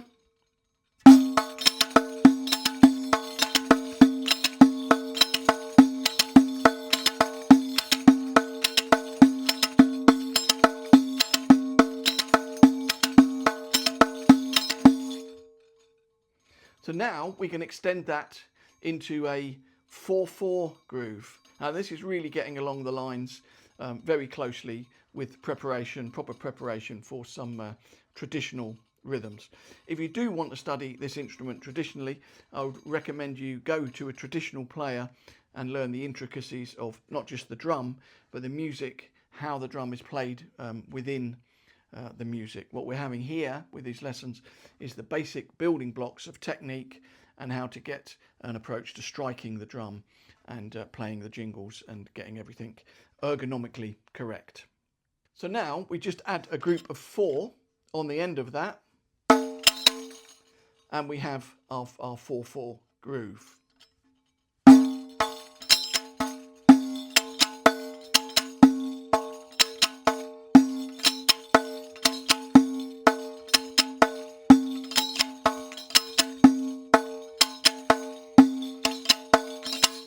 So if that was just with the singles,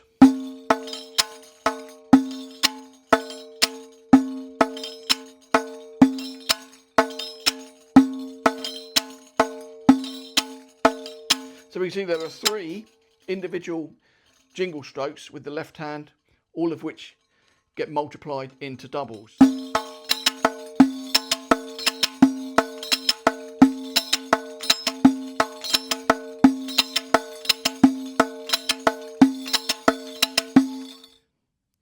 And then a slight change in the orchestration by making the first tack stroke a dum stroke.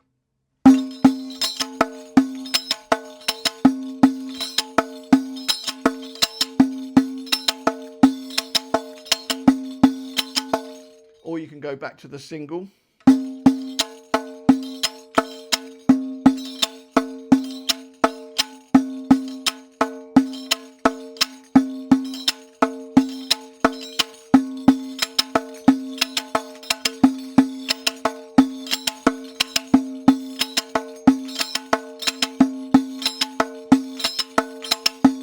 And then if we have 2 groups of 3 and 2 groups of 2, then we're back in 5 again, as we were earlier in the lessons.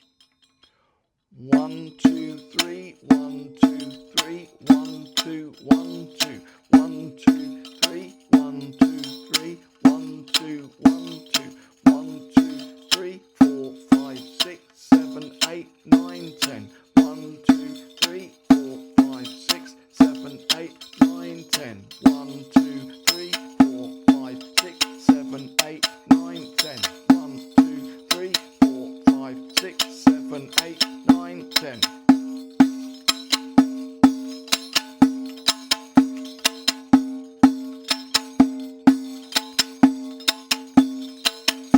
A little bit faster. 1, 2, 3, 4, 5, 6, 7, 8, 9, 10. 1, 2, 4, 5, 6, 7, 8, 9, 10. 1, 2, 3, 4, 5, 6, 7, 8, 9, 10.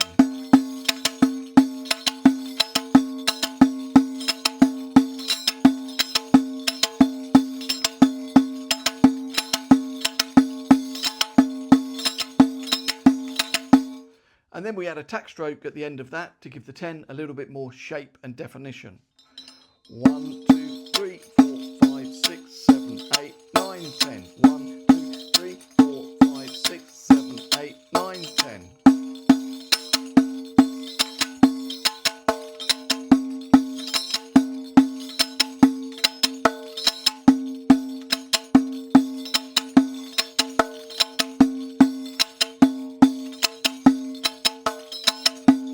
A little bit faster.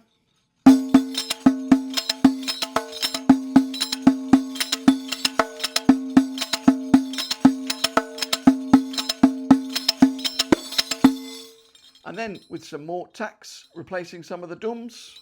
1, 2, 3, 4, 5, 6, 7, 8, 9, 10. 1, 2, 3, 4, 5, 6, 7, 8, 9, 10.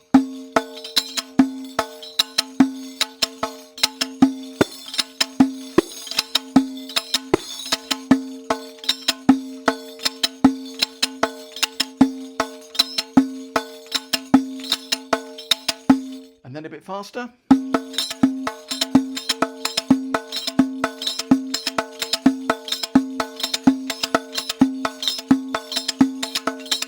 And now in 7. 3, 2, 2. 1, 2, 3, 1, 2, 1. 1, 2, 3, 1, 2, 1, 2. 1, 2, 3, 1, 2, 1, 2. 1, 2, 3, 1, 2, 1, 2. 1, 2, 3, 1, 2, 1, 2. 1, 2, 3, 1, 2, 1, 2.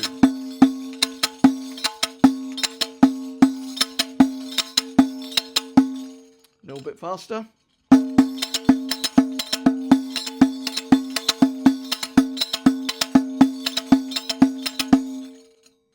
Then with some added tack strokes instead of some of the drum strokes. 1, 2, 3, 1, 2, 1, 2, 1, 2, 1, 2, 1, 2, 1, 2, 3, 1, 2, 1, 1, 2, 3, 1, 2, 1, 2.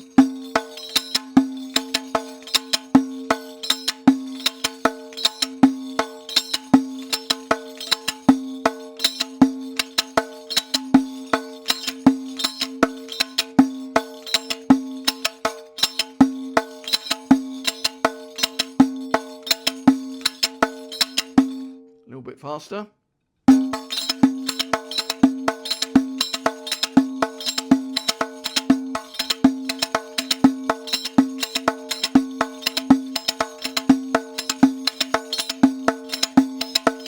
And then with a slightly different orchestration, 2 drums followed by 2 tacks. 1, 2, 3, 1, 2, 1.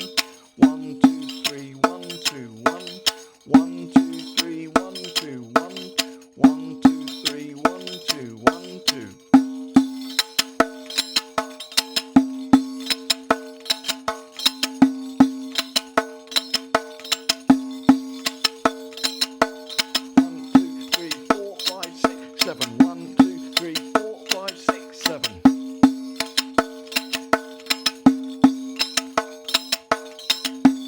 A little bit faster. I'm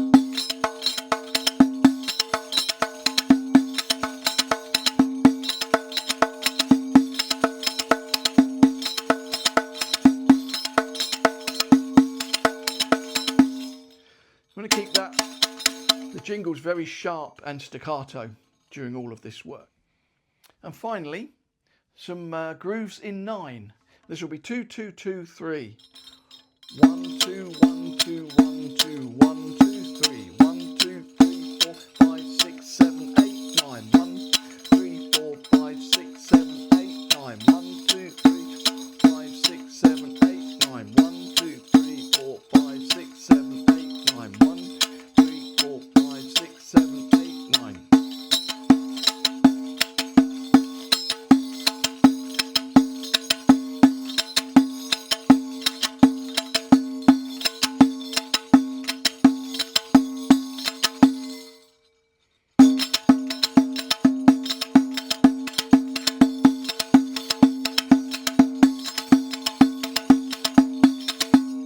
And now with some tacks strategically placed instead of the drums. 1, 2, 1, 2, 1, 2, 1, 2, 1, 2, 1, 2, 1, 2, 1, 2, 3, 1, 2, 1, 1, 2, 1, 2, 3, 1, 2, 1, 1, 2, 1, 2, 3.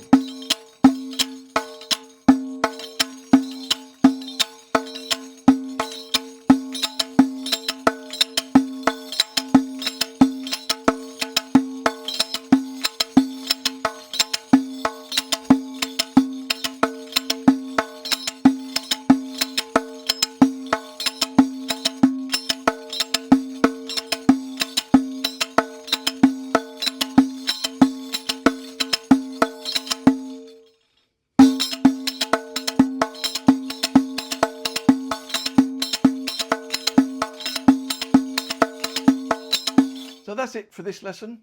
We'll see you next time. We're going to look at some slower approaches to groove work and see where we go with that. I hope you're enjoying the lessons, and if you are, don't forget to like and subscribe and all of that malarkey. And I hope to see you next time for the next lesson. 1, 2, 3, 4, 5, 6, 7, 8, 9, 10, 11, 12, 13, 14, 15, 16. 1, 2, 3, 4, 5, 6,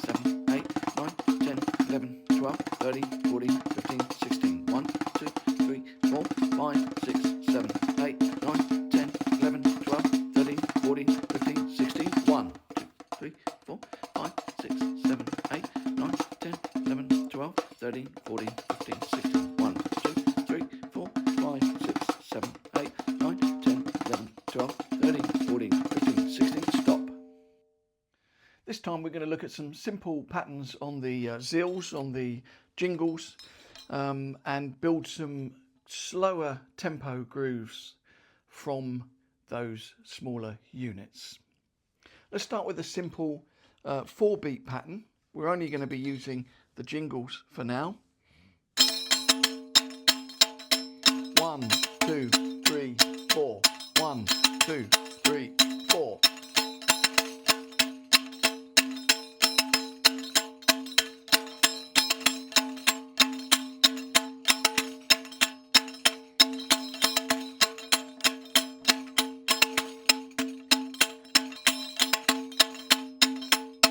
And we're just going to add a dum stroke at the beginning of each bar.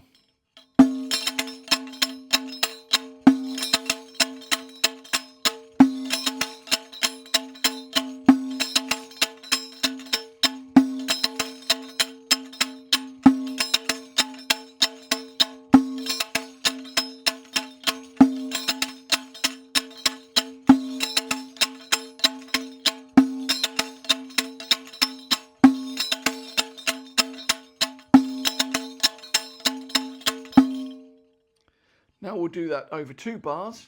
At the beginning of the second bar, we'll have a tack stroke.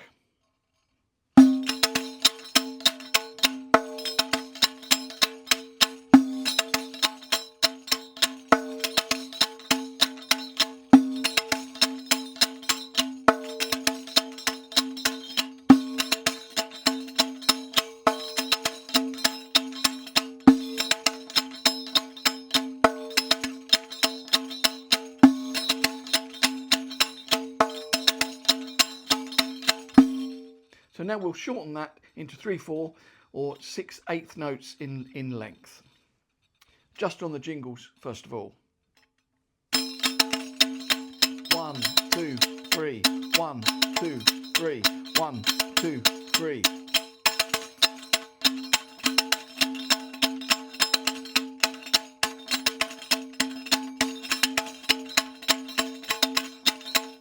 Now with the dum stroke at the beginning of each group of 3.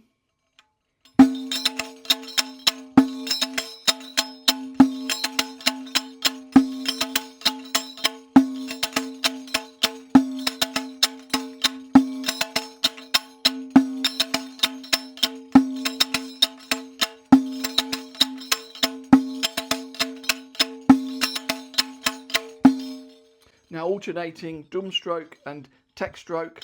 You could also do the par stroke at the beginning of each 2 groups of 3.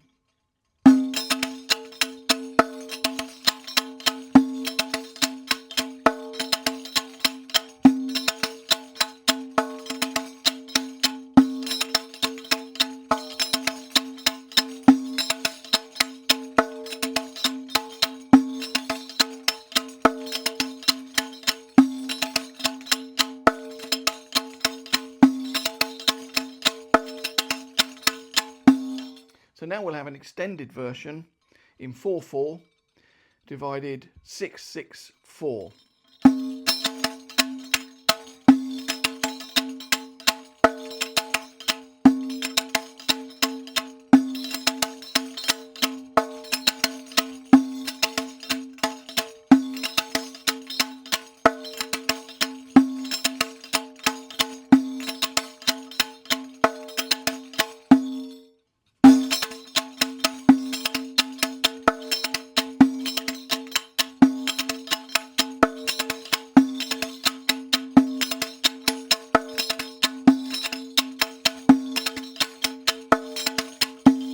So now we'll add some tack strokes into our groups of 6 and it will sound like this.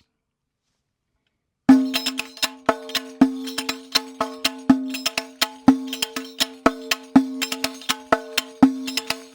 little bit slower.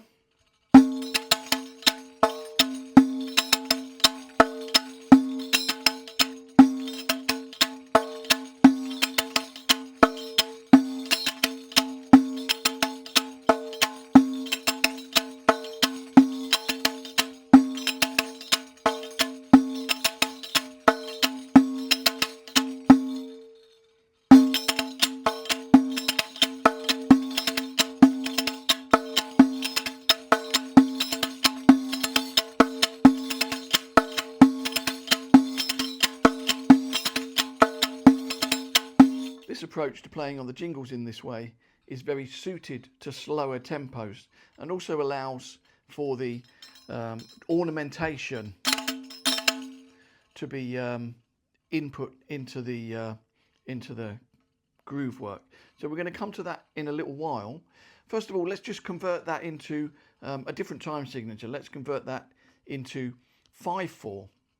1, 2, 3, 4, 5. 1, 2, 3, 4, 5. 1, 2, 3, 4, 5. 1, 2, 3, 4, 5.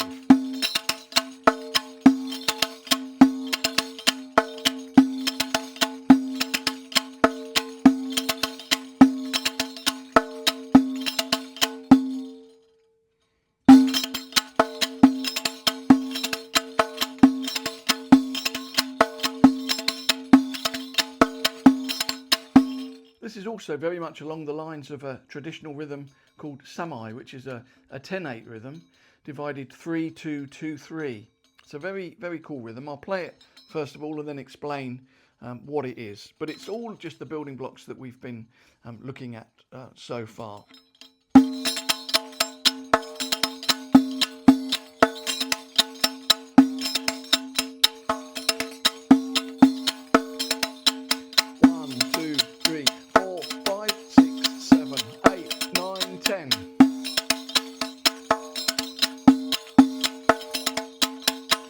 So it starts off with a group of 3,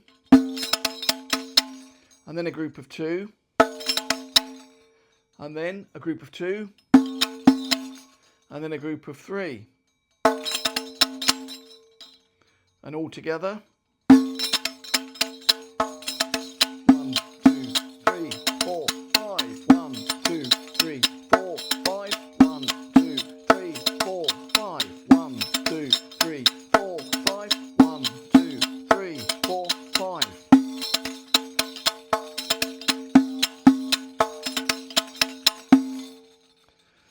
So now we've looked at some of these slower uses of the small little sort of 16th note incursion into the flow of the jingle work.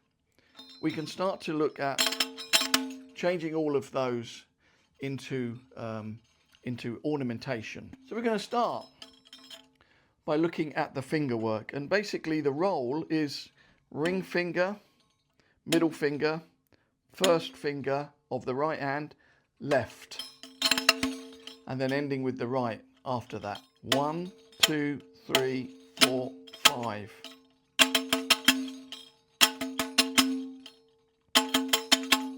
Now there are lots of ways of doing these ornamentations. This is the way that I've been shown and tend to prefer. It's very difficult slow, strangely enough. 1, 2, 3, 4, 5. Just start with that.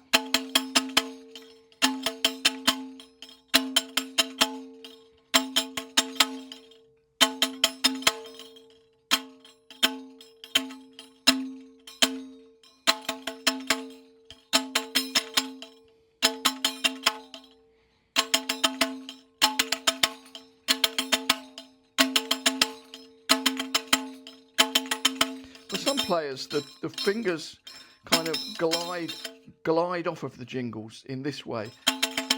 I tend to play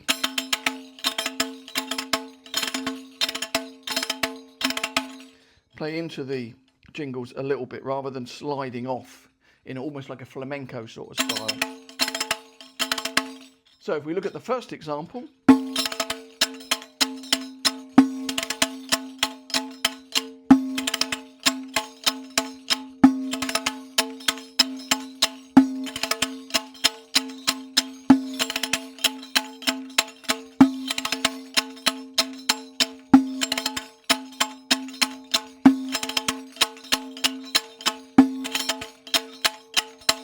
then the dum and the tack.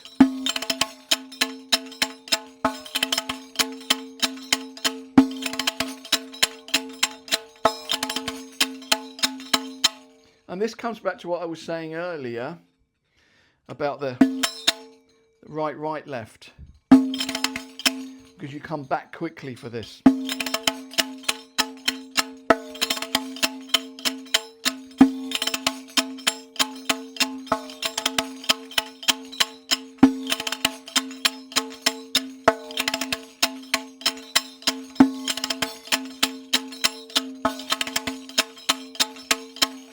So with the groups of 3, we had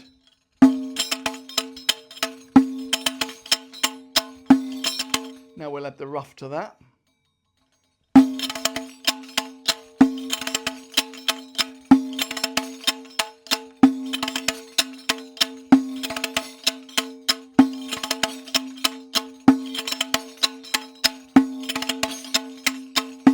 And alternating dums and tacks in that 6-beat unit.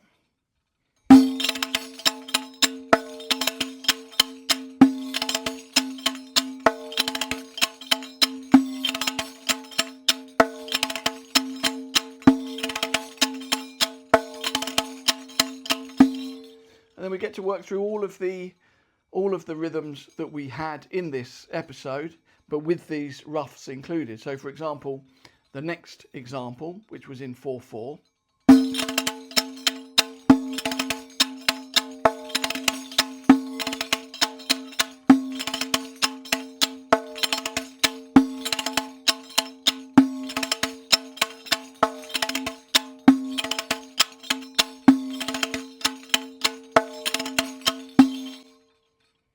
so this should get you started with adding a few ornamentations.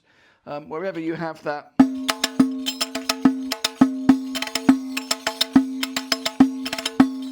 double on the jingle, you can try some ornamentation and just try putting it in different places.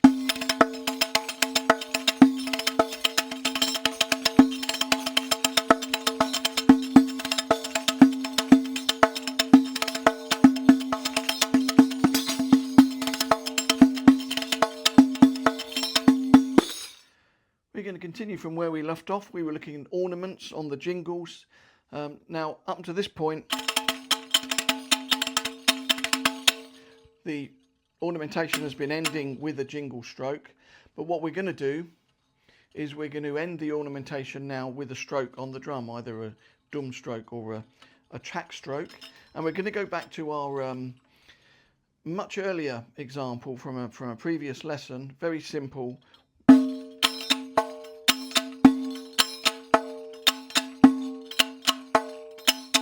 But we're going to add our ornamentation into this pattern and the patterns that are derived from it.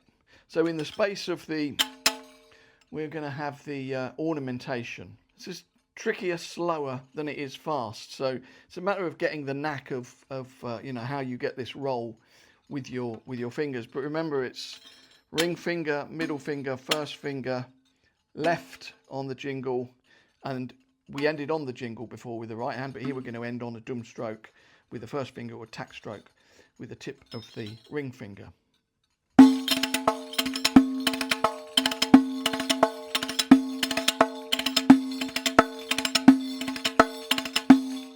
So next up we have the groups of 3. If you remember, we started out with, and then we moved on to,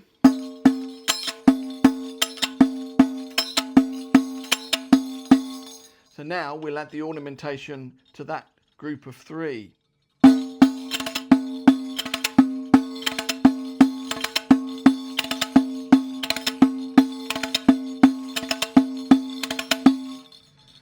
Then we integrated that into a pattern of 4, 3, 3, 2, adding up to 8. 1, 2, 3, 1, 2, 3, 1, 2.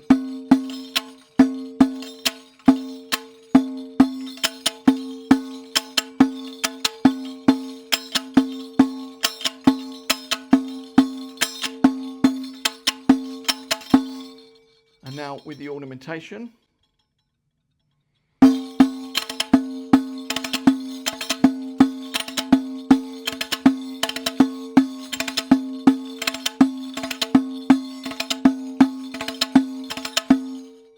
Easier, faster.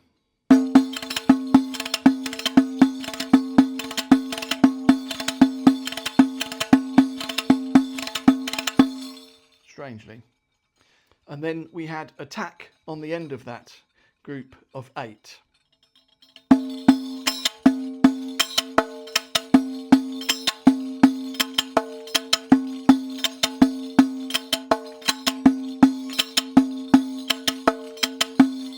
Then with the ornamentation,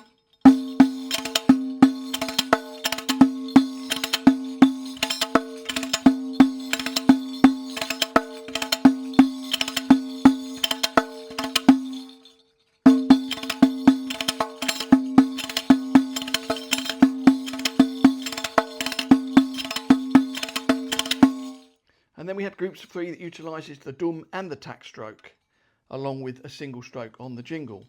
The first group was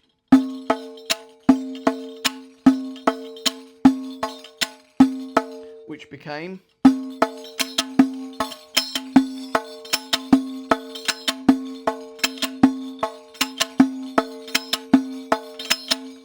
and now that with the ornamentation.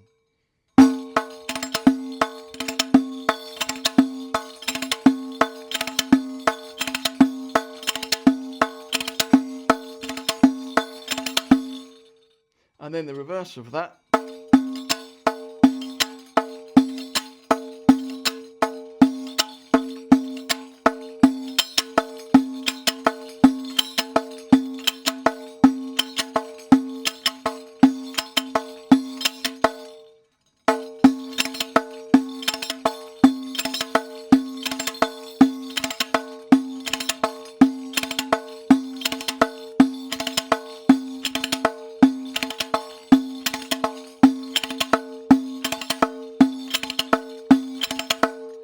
Then we could have 2 dums at the front.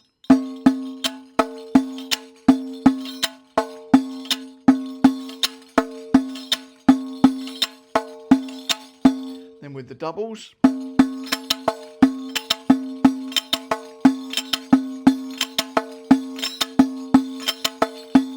And then with the ornamentation.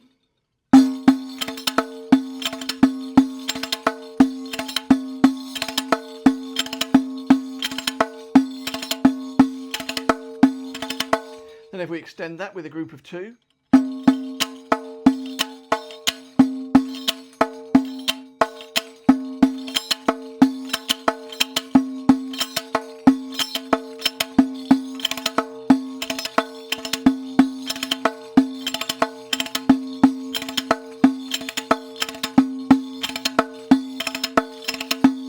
so work very slowly from the skeletal pattern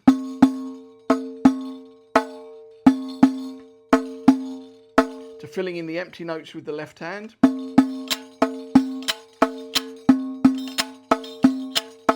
to doubling those up,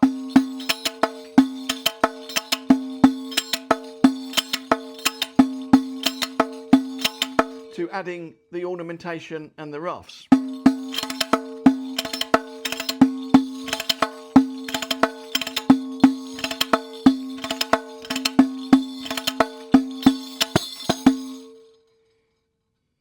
You can of course also add these ruffs into other places where we've had this combination of 2 16th notes.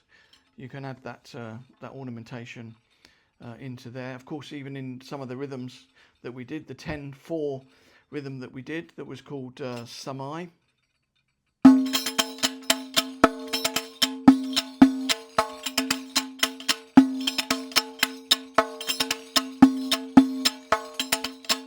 You have the ruff in there.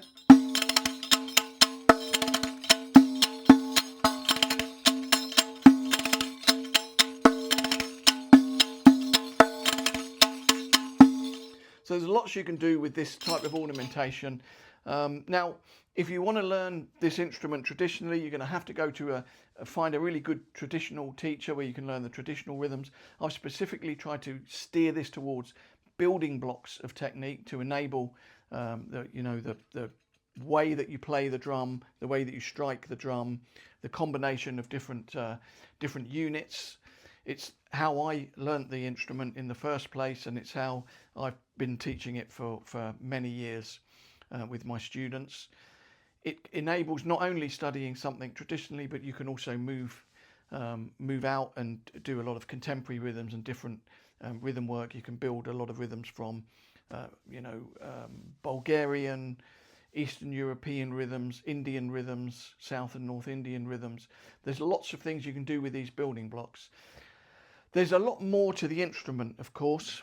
We've only covered the cabaret position, the loud position, which is this position that we've been showing here. But then there's also the what's called the soft position, where the drum is held in a completely different way and the head is muted whilst playing. We've deliberately not been covering that technique in this set of lessons. We might come to looking at that in a future set of lessons, but that's it for now. This is the introduction to the Riq cabaret style, and I hope you've enjoyed the lessons and got something from it, and I hope it's given you a platform to be able to move on and study the instrument in depth with a traditional teacher or a contemporary teacher and find your own music with it, because as I've said numerous times in a lot of my lessons here online and lessons personally, is that you've got to discover your own voice. There's no point in just copycatting what you see and what you hear and having some sort of carbon copy style. You've got to make your own creative voice, make your own music, and get there before AI does.